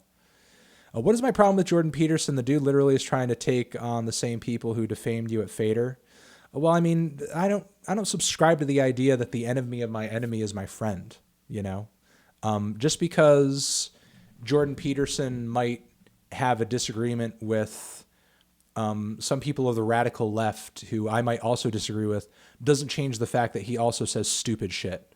So to actually be objective and be an honest person would be to call out people who you agree with on some issues when they say something stupid and not just ignore them just because oh, well, this person doesn't like this group. And so that means I like them or I think they're an intellectual, which I honestly think is part of the reason that Jordan Peterson is so popular and part of the reason that I feel like some of his fans are, a little knuckleheaded because honestly, not agreeing with SJWs is not or should not be the bar or the mark of an intelligent person or the mark of an intellectual. You can disagree with SJWs or you can, make fun of them or whatever and be a total fucking idiot because it doesn't take a smart person to not only see the flaws in that ideology, but also you can disagree with them for a myriad of different reasons. Not because you're right, but because maybe some head-ass reason. Maybe you don't like SJWs calling out racist people because you're actually a fucking racist. So does that mean I should think Nazis are cool because Nazis don't like SJWs? Your logic is shit, which is exactly the reason why I sort of have a funny time just sort of laughing at people who just defend Jordan Peterson because their reasons for doing so and the logic that they bring to the table is just you could find that logic in the fucking toilet. The point that you've made here is so bad, it tells me that you haven't really put a lot of forethought into it. So again, the enemy of your enemy is not your friend. Okay. We learned that on 9/11, quite literally, as Al-Qaeda was a group who, hey, we funded them, we armed them for a long time, we were best buddies with them when they were fighting Russians and communists on our behalf. But then when we sort of ruined their country and left them to kind of just wallow in the war zone that we made of where they came from, they came back to bite us because hey, we're the evil power now according to them. So there you go, enemy of your enemy, not your friend. Get that head ass comment out of my face. So let's see. Thoughts on the Pol Pot's Pleasure Penthouse demo by the Brian Jonestown Massacre. Fuck, Brian Jonestown Massacre is a fucking band. It isn't even on YouTube, but it can be found at archive.org. I haven't even heard like a lot of their earlier stuff, especially what you're talking about right there. So I don't know. I'm just going to have to look that up on archive.org then. Pol... That's a really risque title. Penthousearchive.org. I'll look that up later. I'll see what's up with that. Boarding House Reach is not good. Compare it to his work with the White Stripes, and it's not even listenable. Experimental does not equal good. Well, honestly, I don't even think the album is that experimental. Sure, it's more experimental than every Jack White album up until this point, but it's not the most experimental album in the world. I think what Boarding House Reach does good is kind of mix experimental with catchy, effectively, in my opinion. And I think it's his best album since Elephant. It's certainly better than fucking Devil's. Like, are you kidding me? You think it's worse than Devil? Are you kidding me? It's fucking worse than, God, what's that album? I can't even remember the title because it's the worst album title of all time. You think it's worse than Icky Thump?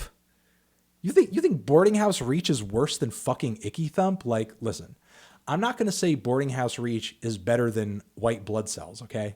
But Boarding House Reach is worse than Icky Thump. Icky Thump is I'm not even going to say it because it's just going to piss people off. So, so I'm just going to leave it at that. But no, experimental does not equal good. However, there are more things to Boarding House Reach than just merely being experimental.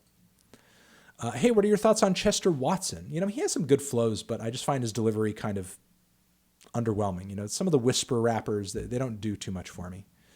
But thank you very much, Noah. Joe Bro, thoughts on Ashes Against the Grain, also Dope Smoker Classic Review? Maybe.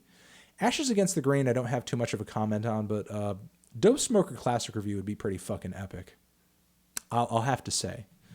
I would have to probably, you know, I've never smoked before. Maybe I'll buy a dime bag and smoke to Dope Smoker. My super chat disappeared. I apologize. Scam. Anyway, Ferg, Rocky, in any other way other than discography on any individual track, Ferg kills Rocky. I agree. I just fucking agree. Except Kissin' Pink, because Ferg's Kissin' Pink feature is ass. Although that whole song in general is like ass, but whatever.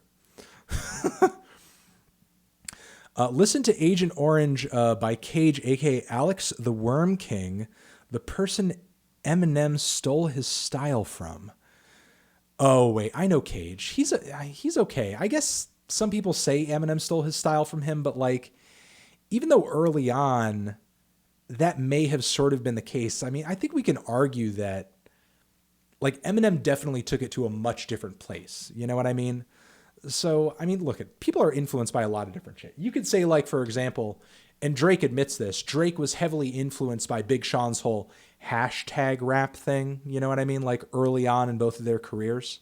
But having said that, Drake clearly has edged Big Sean out in terms of relevancy, in terms of sounding more unique.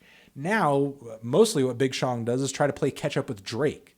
So, I don't know. Just because you're kind of like the inspiration to a classic artist doesn't necessarily make that person kind of the superior or anything, or means that, oh, dude, you just stole it. It's just stolen.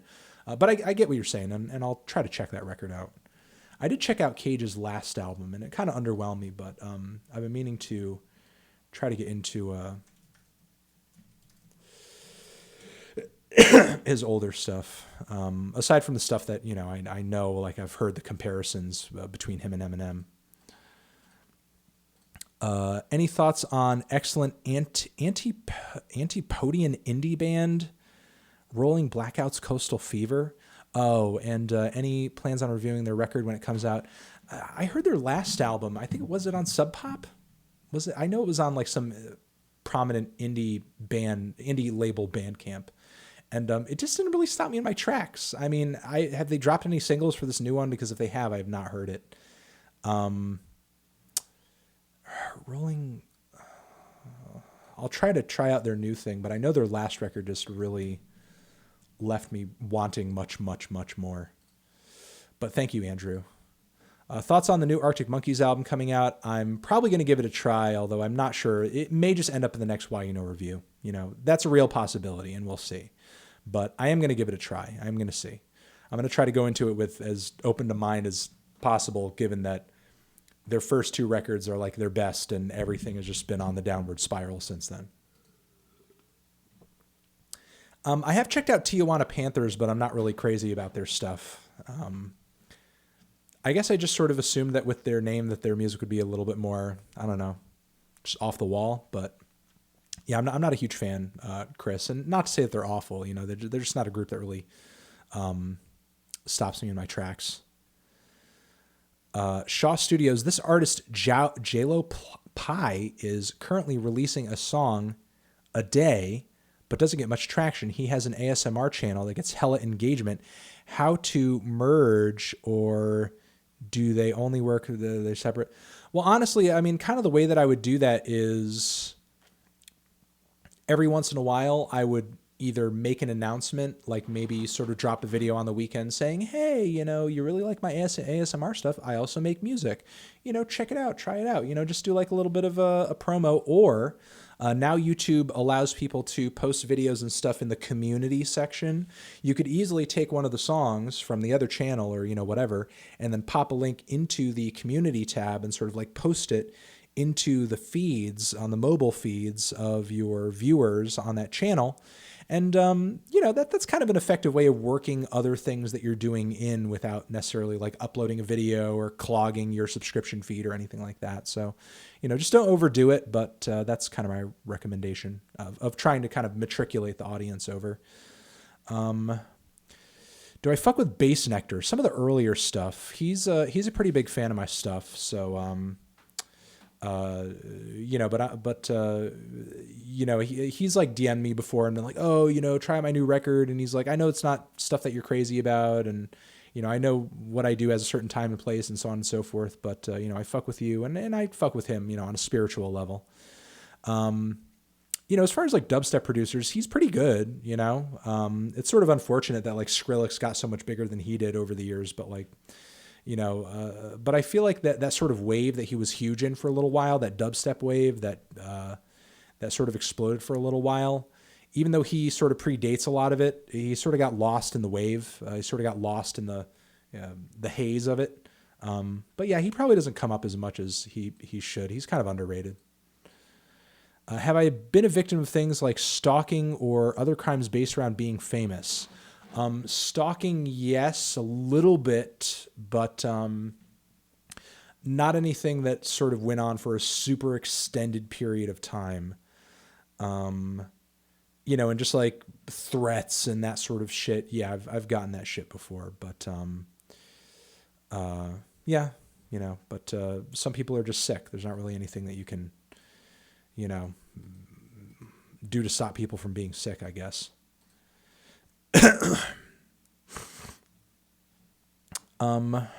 Let's see. Opinion on Boris's drone stuff. I mean, it's pretty excellent, especially Feedbacker.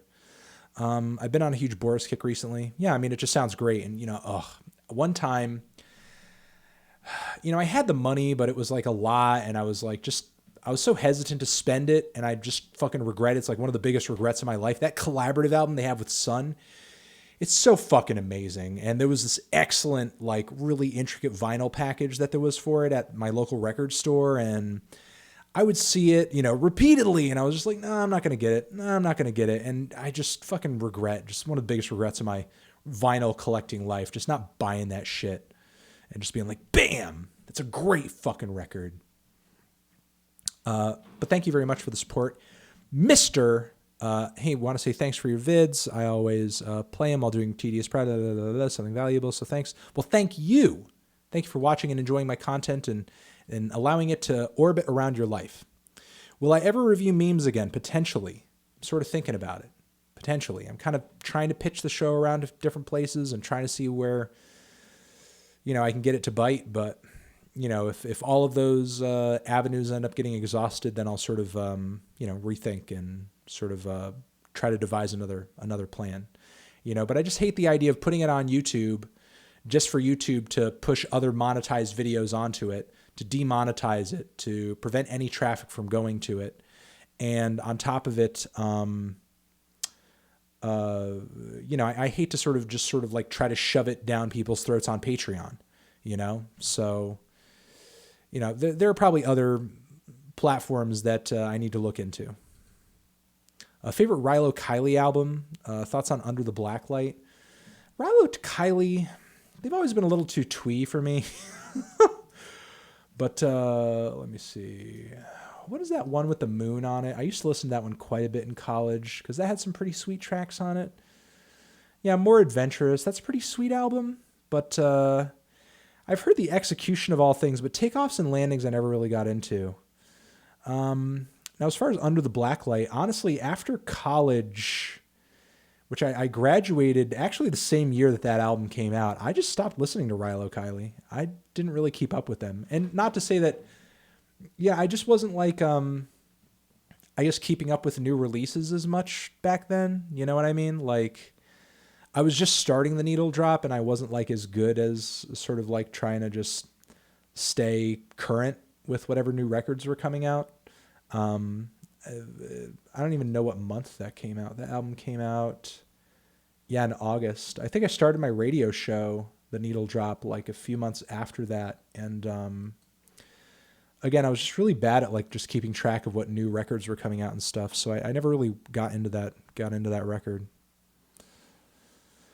But yeah, they have some pretty sweet, enjoyable, endearing, very cute, indie pop songs. Hey, Anthony, what are your thoughts on Afrobeats? I suggest this album, Redemption by Burma Boy. I'm into the old school stuff, but sometimes here and there, like the newer production and that sort of thing, I'm not as crazy about. But, if you're telling me that this is like some good shit, come on, man. Why can't this... Redemption by Burma Boy. Ugh. I don't know why that won't just stay open. Okay, I'm going to give it a shot. I could always sort of use more recommendations in that vein. Did I hear that Kyle Kalinske referenced you on one of his recent videos? Yeah, he was. I played that clip. I think of the Peterson thing with Matt Dillahunty, and he talked about that. I believe about Kanye West. Oh, did he reference me in the Kanye West video? And also, are you crestfallen or that you weren't included in the New York Times article about the dark web? Oh, was there a New York Times article about the dark web? It does make me sad that I wasn't involved in that. Have I listened to much grime radio sets? No, I haven't. Where should I try that out? For such a niche genre, there are some remarkable moments like the Skepta, Wiley, Flowdan, Scratchy Rinse set from 2014 comes to mind. Okay. I'll sort of see what the hell that's all about. I imagine you're probably talking about like live radio performances and not just like, mixing songs and that sort of thing. Yeah, okay, I see it here. I'm going to give it a shot. That looks awesome. It's on Rinse FM. That looks good. Let's see. About to go on a date with a goth chick. Got some topical music conversation topics to pop that poop shoot. Oh my God. Honestly, I don't really know because the thing is like goth is no longer as insular or as well-defined a culture as it used to be. You could be talking to like an old school Susie and the Banshees type goth. You could be talking to like a new school Pale Waves, Tumblr Pale Goth. You could be talking to like a 90s, 2000s mall goth, who's really into the whole Marilyn Manson KFMDM sort of shit. Yeah. So, I guess it's sort of really, I guess kind of educate yourself on the different waves of goth, and then, try to, I guess, kind of tailor your questions or comments based on what you understand about those respective goth movements. If anything, what are your favorite parts about Little Uzi's music? He seems like a sweet guy, and he has like a lot of fun, playful swagger about him. And once in a blue moon, he will drop like a super catchy fucking melody, like on Tour Life. But outside of that, like, I don't know, his stuff doesn't do a whole lot for me. Hey, Fantano, since you talked about disagreeing with the far left, I wanted to know if you've heard of had any thoughts on ContraPoints. She's made reconsider some SJW talking points personally. ContraPoints, I think, is definitely one of the better leftist YouTubers coming up right now. And it's because she just continually makes some very good, logical, reasoned arguments. Like, honestly, a lot of the right wingers who have come up on YouTube, like, you're not going to screen them out of existence. You're not going to deplatform them out of existence. In fact, when you do that, you only feed into their victim complexes and you give them more attention. I mean, look at the fact that, like, for example, I constantly use this as an example, even though people think that when I bring it up, oh, you're just defending right wingers. Look at the whole Milo Berkeley thing. Like, sure, Antifa right there in that moment shut down his talk and lit fires and caused chaos and so on and so forth. But immediately that day, as a result of that, Milo was on Fox News. Like, pre-sales for his book were going through the roof. Now, as we know, because of the stupid pedophile comments and because Milo's a scumbag, like, that whole book deal ended up falling through and everything. But, there was like this amazing laser focused media attention on this guy who nobody would have ever heard of or cared about otherwise had people essentially not enacted an ideological version of the Streisand effect, which essentially that kind of was. Which, see, here's the thing that you guys need to remember when dealing with politics and dealing with deplatforming, dealing with the free marketplace of ideas, as it were. The more you try to fight to keep something from being exposed, keeping things out of people's view, keeping things keeping things inaccessible for people, the more people want to see it. The more people are going to think, ooh, maybe that's something I want to have something to do with. When something is all over the place, or when something is easy to get a hold of, or when something is easily accessible, then people don't necessarily sort of see the excitement or the danger or the attraction in that thing. When things are taboo, when things are, ooh, naughty, when things are like, ooh, you can't say that, you can't do this, you can't do the other, like, that's the moment that you have people who, not for the right reasons, but still getting a magnetic attraction to it. And for some people, that's enough to sort of indoctrinate them into something. Like, if you want to fight something, it needs to be with good, thoughtful ideas. It needs to be with logic. It needs to be with reason. And when I watch ContraPoint's videos, even though I don't agree with her on everything, I mean, I think she's a little more communist leaning than I most likely will ever be. Still, though, she makes very good, compelling arguments in her videos, so much so that she's gaining a really big audience. And if you look at a lot of these more right-wing channels on YouTube, like, some of their views aren't doing too well right now, because honestly, there's only so long, and this is why I got kind of sick of the whole resist thing. It was like fun to do for a little bit, but, as like a gag. But, I got sick of the whole resist thing, because how long can you be like, ugh, SJW suck, feminists suck, blah, blah, blah, blah. Like, it's funny for a little bit when you sort of catch the most extreme elements of that worldview doing something ridiculous in a viral video. But, like, when you actually get down to real politics, real arguments, real discussions, like, there are some compelling arguments coming from that side, especially when you do have somebody like ContraPoints making such good video content about them. Now, again, someone who I'm probably never going to agree with everything, but for somebody who, most of the time when I'm on YouTube, I'm consuming politically related content, and really from a whole spectrum of different voices, because I just like seeing alternative points of view.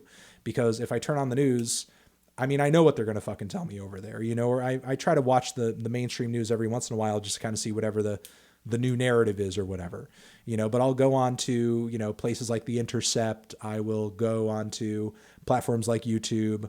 I'll even see what they're saying over at the Daily Caller or whatever, just to see what, the right-wing narrative on a particular thing might be. Just kind of like take in what the argument is and sort of what the point of view is on a certain topic coming from that side of the aisle. Because I feel like to be able to argue against your opponent, you need to understand their argument. You need to understand their point of view. You need to understand the things that they're saying and the things that they're thinking. And I feel like, the whole rise of this right-wing YouTube, whatever it's going to be, because I think, again, it's going to die out soon because they don't really have any other hits other than, we don't like SJWs, which, like, that's not a worldview, no more than not liking Donald Trump is a worldview. Okay, you don't like SJWs or you don't like Donald Trump. And this is part of the reason Milo is such a moron. Okay, so you don't like SJWs. What's your proposition for a better world? What are your ideas? Because not liking a thing is not an idea. If you don't have anything to advocate for, if you don't have something worth fighting for outside of like, I don't like the other side, like it's kind of fun to dabble in that conversation every once in a while, but you can only take that so far, because people are just going to get tired of, okay, we know what they're going to say. We know what you're going to say. It's not entertaining at this point. And for a lot of people, political discourse, especially online when it comes to, you got pwned. Ooh, it's really all about entertainment at the end of the day. But again, still, it's not to say that you can't make logical arguments and good arguments. But really, I kind of think a lot of these more right-leaning channels on YouTube, they're spinning their wheels in the mud now. Their arguments are growing stale. And I think people are slowly realizing that, like, it's not an answer to anything. So I'm going to probably stop talking about politics now and try to get through the rest of this live stream and go back down and try to hit up some comments that I missed earlier. I'm sorry. Yo, Melon, I need a song to win a karaoke contest. Help me out here. Oh, good question. I guess it depends on what your range is, but like, what's a good karaoke song? I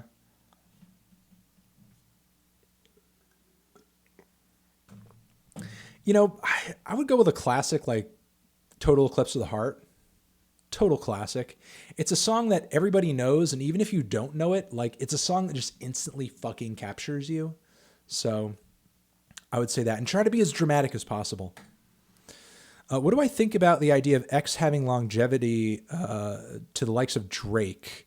Do I think he can become as wildly loved despite his past? Personally, with X, I think there's too many skeletons in the closet. He's too inconsistent. And I feel like the gas is going to run out of the tank because originally the sound that brought him to prominence, he's not doing it anymore. And listen, like, if he's going to have a career in the next 3 years, it's not going to be because of fucking songs like I Don't Speak Spanish, LOL. Okay? It's not going to be because of that. So, a lot of his hit singles, a lot of his viral internet hits still have a lot of gas in the tank and are still getting a lot of play. And he's still a very controversial person. And for that reason, I think there still is a lot of attraction to him and what he's doing. Because a lot of people do sort of see him as that real kind of outlaw deal. Even if he is trying to soften his image as much as he can. But I don't know if he's going to have the longevity of Drake. I don't think he has the support of the industry in the way that Drake does. Because, part of the reason that Drake continues in the fashion that he does is that, like, his hits are just so massive and there are so many people willing to write great songs and great material for him. Worlds is a revolutionary album in the sense that Porter made a mainstream album that was beautiful, thematic, in a time where most other electronic artists were too afraid to take risks. I mean, I don't see the album as that risky. Honestly. I mean, I think M83 is riskier, and he's clearly pulled influence from them. Or rather, him. I think a lot of the underground artists who inspired that record are way riskier. I mean, maybe in the contextual sense, for the more EDM side of things, it's a risky record.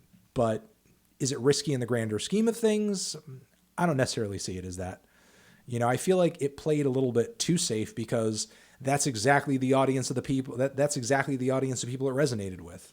which, I mean, that was probably his intention anyway. So I didn't like it, but I don't think I was the target audience for it.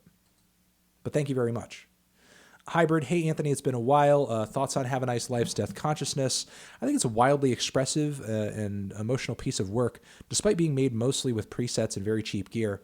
Yeah, I would say so. It's a Connecticut classic, and I mean, I wouldn't say it's too preset-y. You know, it's got a pretty grimy, unique, idiosyncratic sound to it. It's a pretty dark album too, successfully, and or, you know, successfully, is that the word I wanted to use? I guess I would just say it's a uniquely dark album, and it's a pretty versatile album too, you know, but still it kind of has like that same tortured vibe kind of stringing throughout the whole thing. I think it's a wild, yeah. I mean, I agree with you. I agree with that cosign, and I owned it on vinyl myself, so I think it's a great record. And thank you. Can I review some Maxo Cream albums? I just find them kind of average, honestly. Flying Lotus's album recommendation, I mean, definitely try out, you know, Cosmogramma. If you want something kind of trippy and weird and out there, if you want something more straightforward, try out Los Angeles. And if you want something super overwhelming and fast and quick and fun, You're Dead. Or if you want something sleepy, then Until the Quiet Comes. But as far as Maxo Cream goes, I'm not a huge fan. You know, he's good on a feature. He's got great features. You know, he brings a good energy. But like on an entire record, it just kind of seems a little one-dimensional. And this is going to be the last one I take over here, this $50 one. And then I'm going to go down and try to do some older comments. I think the anti-SJW movement on YouTube is slowly turning into more a centrist movement with people like Shoe on Head, Contra, and lots more centrist YouTubers because the news is always dividing us. It's taboo to be in the middle. Yeah, it is a little taboo to be in the middle. I mean, a lot of people sort of throw me in the whole centrist thing. And it's funny when you're in the middle on anything, you know, there are people who are on the more right-leaning side of things, you know, total morons and blowhards like Ian Miles Chong, who, you know, would say on Twitter, oh, Anthony's totally given into the SJW narrative now, you know, like guys who will go online and say, colleges are just communist brainwashing. Colleges are just communist brainwashing mind control centers. I mean, I'm not going to disagree that there are a lot of very liberal leaning college campuses out there, but like I went to a very cheap state school. I mean, somehow the Marxists never got to me. You know, I took a lot of social sciencey type classes, political science, communications, journalism. You'd think right there they'd just be having me fucking reading the Communist Manifesto day in and day out, but that was not my experience. But yeah, you have guys like him who are just like, oh, you've been cucked by the left. And then there are people who are on the left as well. You know, I had a speaking engagement very close to me recently, where there were some people who were like, you know, black dressed Antifa types who literally protested my shit. You know, like a handful of them, and you know, I asked them, or I allowed them to ask questions of me during the Q&A, and they had issues with my That Is the Plan material. And, you know, they had fair questions. I mean, as fair as I guess you could be with just vastly misinterpreting what I was doing. And it seems like intentionally so. It's sort of like one of those things where you have your conclusion first, and then you go into it trying to find support for that conclusion instead of just like taking things on face value or understanding what satire is. But there are people on the far left and on the far right who both hate me, and you know, one of which, you know, they think I'm like a super crazy right winger. The other ones think I'm like a fucking crazy communist SJW or whatever. And I do see that there are people out there like Shoe on Head who do seem to be playing things a little bit more centrist, I guess. But at the end of the day, I feel like trying to mitigate the hatred and the bickering between the left and the right isn't necessarily a worldview or an answer to anything either. You know what I mean? What I wish people would do a little more often, and this is why I enjoy, platforms, even though, they can be a little, I guess you'd say SJW-y, they get a lot of attacks sort of coming from the anti-SJW crowd. But that's why I like platforms like the Young Turks. That's why I like when people like Kyle Kalinske talk about things, because they talk about policy. They talk about principles. They talk about, things that they're advocating for. And you either agree with those things or you don't. To me, that means more, and that sort of creates more discussion, and that sort of creates more ideas than just being like, oh, well, I'm anti-SJW. Well, I'm anti-SJW. Well, I'm anti-SJW. You can just sort of go around in that circle forever, where you're just like, being anti something isn't really, I don't know, a worldview. It's not really a position. Just because you're against something doesn't mean you know anything, doesn't mean you're right, doesn't mean you're a smart person, doesn't mean you have great ideas. The mark of what your ideas are really ultimately is what you're for. What are you for at the end of the day is ultimately what I'm interested in. I may agree with you on what's bad, but what do you think is good? What do you think is right? What do you think is wrong? The wrong thing is the anti thing, but all right, I'm going to try to get into some of the super chats down here that I missed earlier.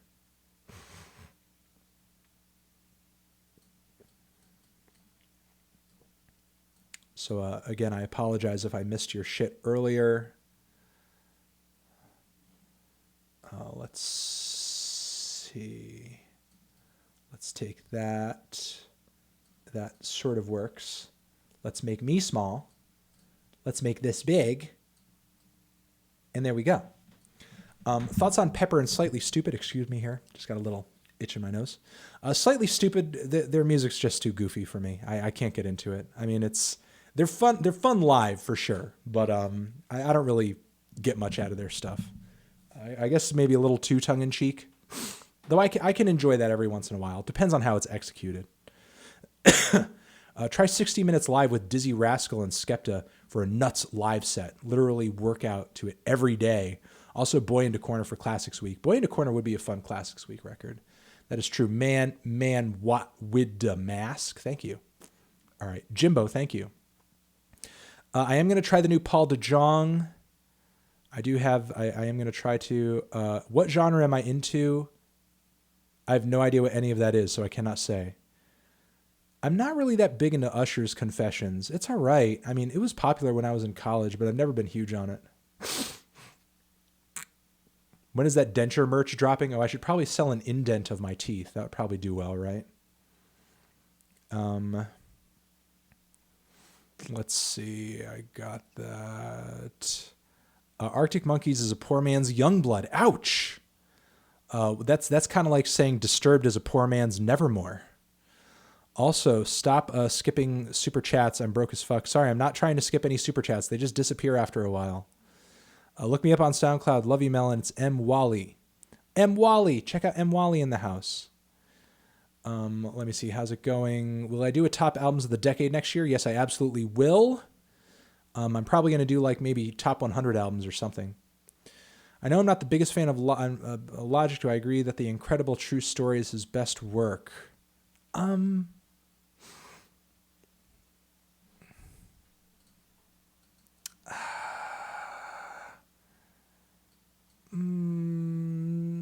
don't know. I think his last one's his best, isn't it? I feel like that has like, I don't know. I feel like that song is kind of responsible for the fact that he's that album rather is so responsible for the fact that he's like so popular right now. I mean, I guess, yeah. I mean, the Suicide Hotline song and Black Spider Man. I mean, those tracks are so huge, and I feel like they kind of brought him to a new level of mainstream. But I guess The Incredible True Story is a slightly more solid album. But the thing is, like, even though Under Pressure isn't quite as epic, it's less corny of an album. So I don't know. I feel like with Logic, it's just called. There are a lot of factors at work with Logic. I feel like it's a lot of different things kind of keeping him from, I don't know, being as good as he could potentially be. Will I ever do an album review about Tech Nine's new album? Probably not. I feel like Tech Nine is just like, I don't know. I feel like he's just not at his artistic peak right now.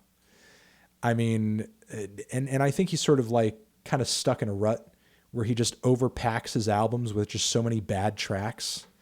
And there's almost like, unless you're a hardcore Tech Nine fan, there's almost no reason to sit through all of it. Expectations for the next Swans album. Jira says he's tired of the intensity and wants to go in a softer direction. I'm expecting a Glowing Man Part 2.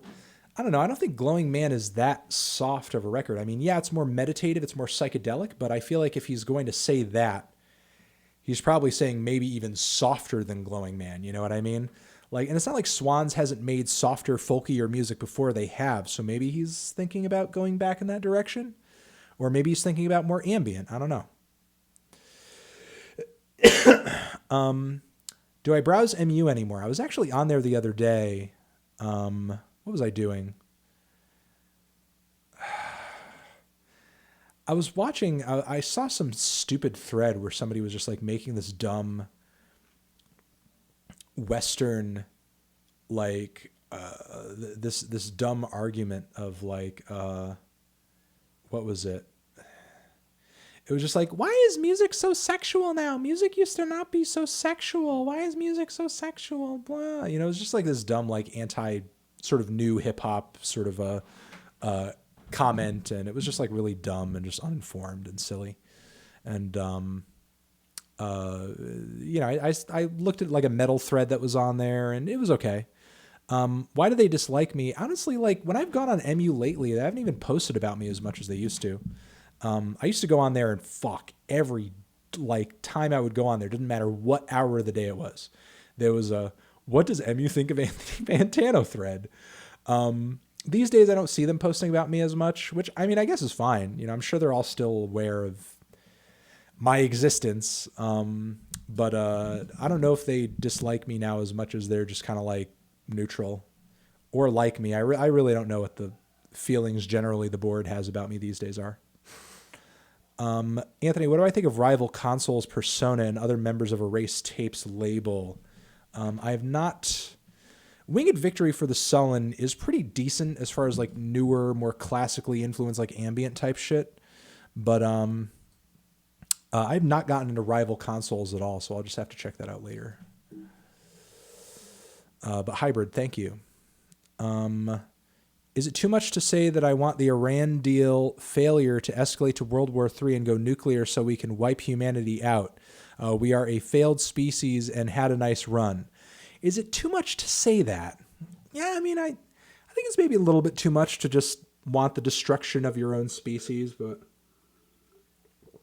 I mean, I can't say I haven't felt the same way in fleeting moments, but or thought about it in kind of a, you know, funny way, like, oh yeah, you know, humanity's so freaking stupid, you know, I can't wait for it just to wipe itself out. But do I actually want to die in a nuclear holocaust of World War III? Personally, not really, you know? So I actually would rather the Iran deal continue, because it's not like the deal that Trump makes it out to be. And frickin' Netanyahu's full of shit. Familiar, and he's a murderer too. Familiar with Jerome's Dream 90s Screamo? No, I'm not at all.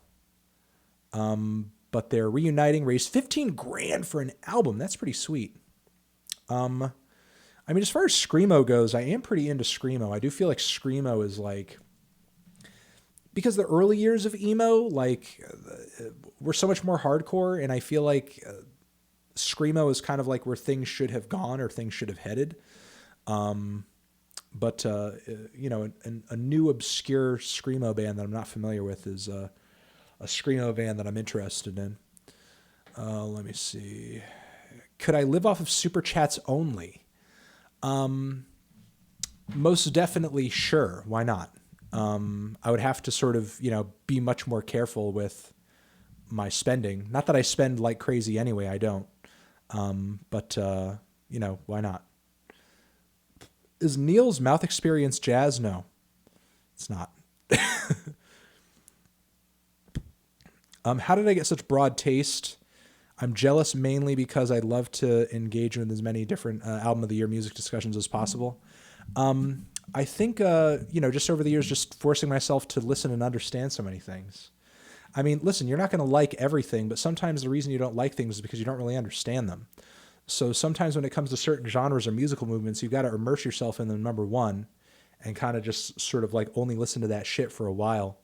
But number two, you also have to try to do some research on what's the best stuff in the genre, what's the greatest artists in the genre, why are they great, what did they do, what did they contribute. You got to find that stuff out. And then I would say the second fold of that has really been this channel, because, there have been plenty of times where I've had to review something that wasn't necessarily in my wheelhouse, and you guys have forced me in that direction, and I sort of had to make sure that I understood what I was talking about. What is my opinion on Les Moore's The Word as Power? You nearly reviewed it when it came out. IMO, it's the greatest ambient album. Is it the greatest one? I don't know. Let me see. Now, Les Moore generally, I think his music is pretty fucking dark, like powerfully dark, uniquely dark. There are very few like dark ambient and sort of industrial type artists out there whose discographies I think are as dark as Les Moore's. Although that record, I didn't really, I think I just talked about it in a Why You Know review, just like really nonchalantly. It's not really a record that I care for that much. I think there are better ambient albums. I guess he had one come out a few years ago. I even missed it, but I mean, I guess that's to be expected. Les Moore is usually pretty prolific. I mean, there are other records that I enjoy more than that one that I could think of just off the top of my head, like the Melvins collaboration. But have you finally realized that you're wrong about giving Age of Odds a 6? No, I feel like Sufjan's beat production on that album is way overrated.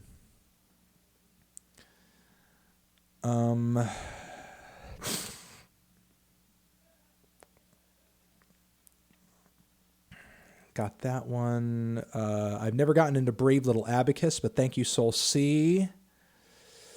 Do I know the album The Color of Pink by the Books? Yes, I do. And what are my thoughts on the song Solar System on the album Mount Erie? Solar System is escaping me right now at the moment. Let me see. System. I imagine this is on the self-titled record, right?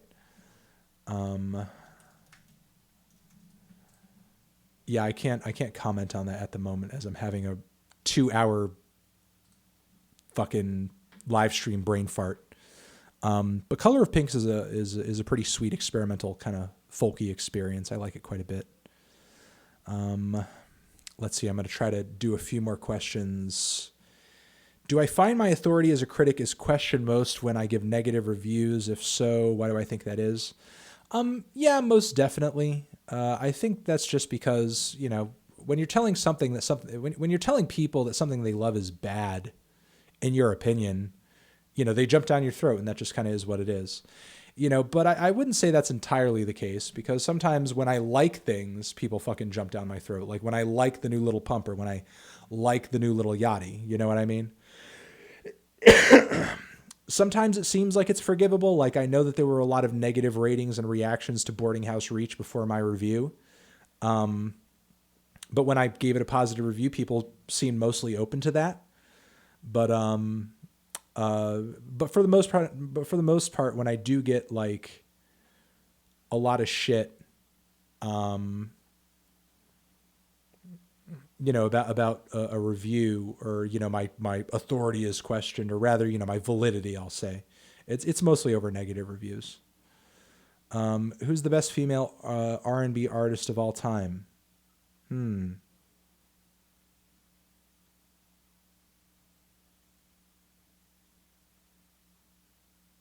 don't know. Is it Aaliyah? Could be Aaliyah. Although her discography is pretty short. I mean, as far as like older stuff, you could probably say like Aaliyah. As far as like newer stuff, I mean, most people would say Beyonce because she's popular, and hey, Lemonade's great, and so on and so forth. But I feel like as far as like being artistically cutting edge and just consistent, and not just giving into trends, I feel like Janelle Monáe is like the realest the deal gets. I just wish she would come out with more music. I would like to do some more Southern dates, maybe at the tail end of the tour. But we may add those, but we'll see. I have not had a chance. I mean, heard it on the Saturday Night Live. We're talking about Childish Gambino, the new song Saturday. I heard that on Saturday Night Live. If we're talking about that, I thought it was okay. Is there any band in the emo revival scene that I can tolerate or recommend? I mean, I really like a lot of modern baseball tracks. They're pretty sweet. What the fuck is that other band? You know, you guys have seen that I reviewed Remo Drive pretty positively. Joyce Manor has some pretty sweet tracks. You know, the fucking I'm No Longer Afraid to Die, This World is a Beautiful Place, and so on and so forth. You know, they got some pretty good stuff. What are my thoughts on Vaporwave and Vaporwave community since my Macintosh 420 video? As I've said before, I think the Vaporwave community has diversified really well.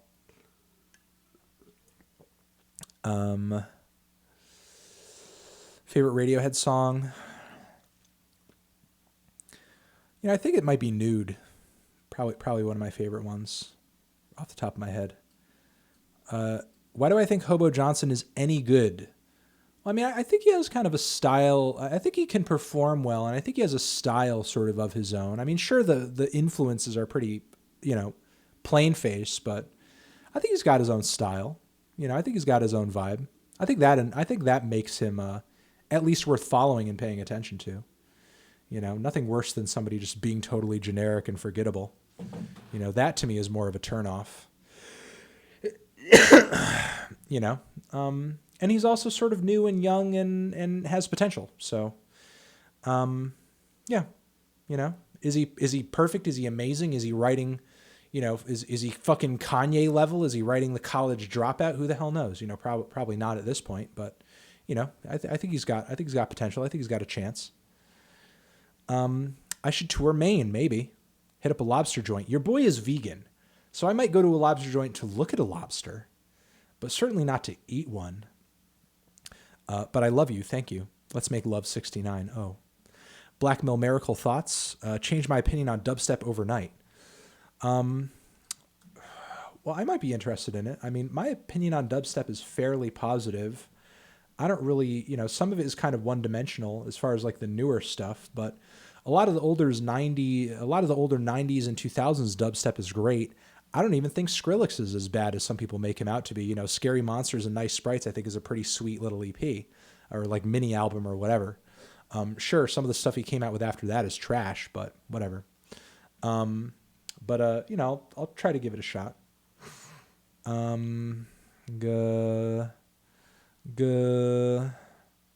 Ski Mask tape drops tonight, as well as Playboys. Okay, wow, those are two pretty big drops. Pretty big drops. Ski Mask. God damn, so many albums on my plate, honestly. All right, guys, I think I'm gonna have to head out of here in like 3 minutes. Never really gotten to Sticky Fingers, but thank you, Juan. I think I did try out Rat Boy and I was not crazy about it. Did I see Pewds feature me? He's talked about me a few times, although I forget in what context he's talked about me recently. But thank you, Dylan. Everybody sort of seems to be talking about me recently. Everybody's talking about me. Thoughts on the whole Poppy, Titanic, Sinclair, Mars Argo situation? I talked about it at length in a video on the Fantano channel, sort of talking about the suit, the legality, the legalese of that whole situation. And I saw recently Poppy responded, you know, with kind of like a bit of a no you situation. But still, you know, I think, I really don't know. You know, I honestly, I don't understand fully what's going on. You know, I don't really think I could say at this point that one person has necessarily more validity than any other. Although, you know, I think both parties' claims are worth taking into account, you know, but because I wasn't there and I don't understand, like, it's all just kind of a claim at the end of the day, you know. Now, it'll be interesting to see if, when this goes to court, will the court actually see validity in this claim that, hey, this is like a ripoff of my copyright? Maybe it may.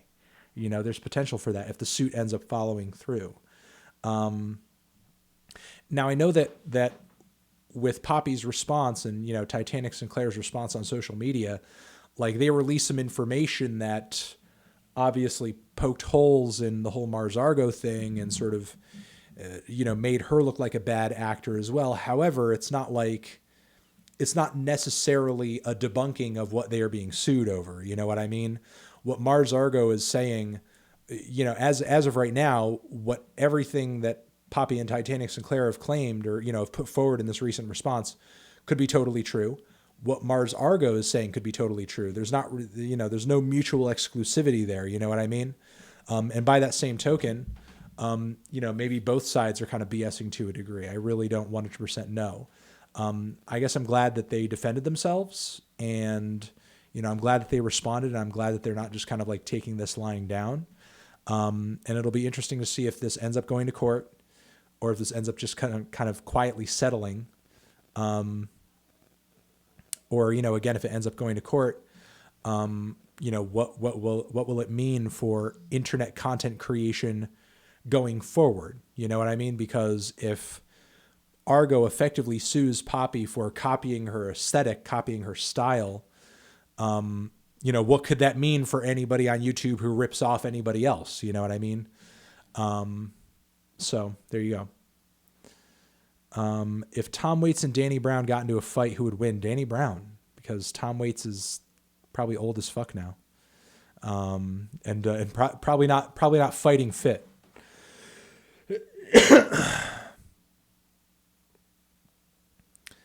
Dylan, thank you. If I didn't thank you earlier. All right, guys. I think I have to kind of put in the towel. Do I ever look into the mirror and think, hey, sexy? Occasionally, but only when I'm feeling real good and I've had a nice workout. All right, yeah, I think I gotta head out now. But New Brigade is far better than Plowing by miles. I would say it's probably a more visceral record, but I don't know if I would say it's better.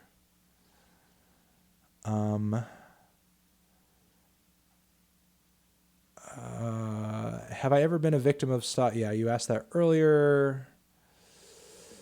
Okay.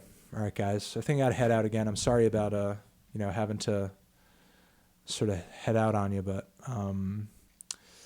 Anthony, I love you. RIP all these questions, LOL. Tool, shout me out, Melon. Bargy Rugstead, shout out to you.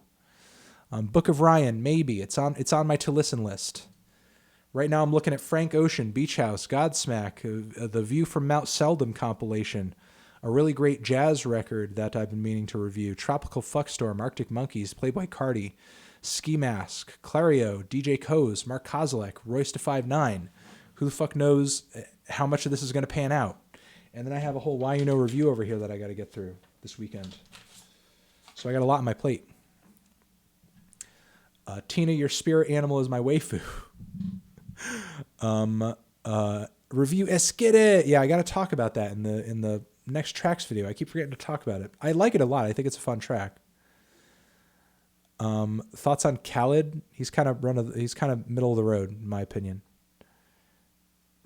I sent you money. Read my message. I don't know which message is yours. I can't find it. I don't know which one is yours. Aaron, I'm sorry.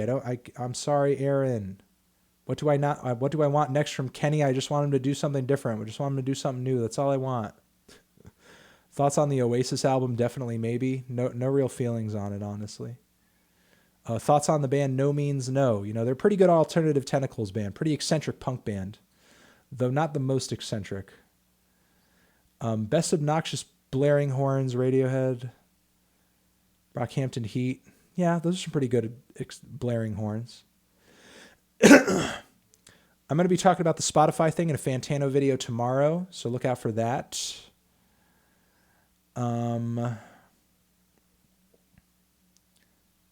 Again, I'm sorry to anybody whose question I missed. I can't get to every single one of them. I still love you, though. I apologize. I apologize for being a bad melon. There we go. Lil Boozy is better than he gets credit for. I mean, maybe from me. I think he gets a lot of credit from other people, though. I think Melanie Martinez is boring. And for whatever reason, when she got accused of assault, they were just it seemed like there were a lot of people who were just super hush on that. The music press was just no, We're not covering this as much during the whole like Me Too thing, which is like still going on, but you know, it was sort of interesting how that got just like swept under the rug. Do I like Hello Goodbye? Not really. Do I like anime? Yes, some of it. Death Note is amazing. Have a great day. Thoughts on Boris Pink? Boris Pink is amazing. Where do I start to get into jazz? You should probably just listen to Giant Steps. It's a pretty entry-level jazz album. Or you should look at my cool jazz starter pack on the Fantano channel. Roy Woods is underrated. Maybe. Shout me out. Oh, I didn't see your name. I'm sorry. Grime Musk thoughts. I don't really think about Grimes and Musk. I really don't care. I guess that's probably a proof that I don't spend too much time on MU.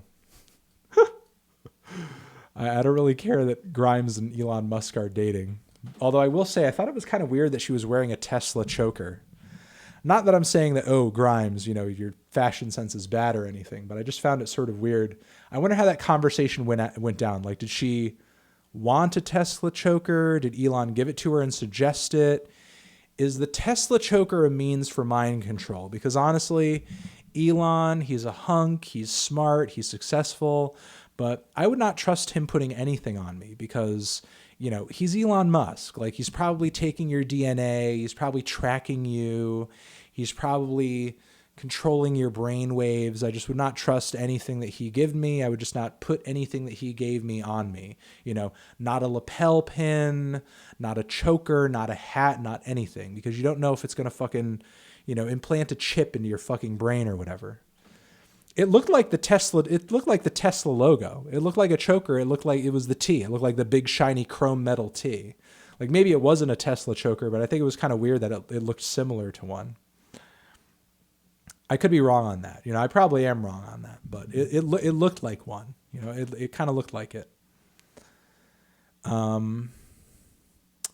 Dismantle capitalism. Ooh. Favorite Brockhampton member. You know, it's probably either Kevin or Merlin right now. Oh, Elon said it wasn't on Twitter. Okay, well, good. I'm less creeped out by Elon Musk now then. Love you too. Elohim, no. Elohim's boring. Maybe the Dr. Octagon though, although I tried it. Let me write it down. It's probably going to end up in the Why You Know review, honestly. It's probably going to end up in the Why You Know review. There's so many albums staring me in the face right now. I don't even know how I'm going to do it. I just don't know. I don't know what the hell I'm going to do.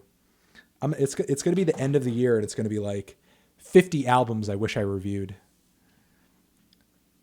Smashing Pumpkins should stop releasing fucking EPs. You have a biased argument. You have a bias against J. Cole for whatever reason, and that's why you didn't like the new KOD album. Like, point to one thing that I said about the KOD album that wasn't true. Like, the Kill Edward vocals were fucking ass. The beats were boring and generic, and the narratives of the songs weren't really that strong. Like, the shit J. Cole was saying didn't really hit that hard. It wasn't that profound. Okay. There were some great songs on the tail end. I actually think like the second half of the record is way more solid than the first half, but the first half of the record is just kind of boring. You know, it's just lackluster. It's underwhelming. J. Cole constantly punches under his weight. That's what he does. I don't have a bias against him. He's just consistently underwhelming. Okay. He's consistently underwhelming. Forest Hills and For Your Eyes are way better projects. You know, maybe not by 10 miles, but they're better projects. Thank you, Chris. And I think that's thoughts on the Jesse Lacey situation, and do you think Brand New will make a comeback? Blah, blah, blah, blah. I do think Jane Doe is one of the best hardcore metalcore albums of all time. The Jesse Lacey situation I found to be a little creepy, and I don't think that's the kind of thing you come back from, honestly. I don't think that's the kind of thing you come back from. And I'm going to leave it at that. That was our live stream, ladies and gentlemen. I apologize to, again, anybody's questions I didn't get to or missed. Best extreme metal vocalist, probably fucking the lead singer of Cannibal Corpse. He's so fucking nasty. Or maybe not, but you know, I do like his voice. I do think people undercut MC Ride. They should respect his shit because he is a good lyricist and he does have a style all his own. Hob is one of the greatest mixtapes of all time because it created new dark R&B genre.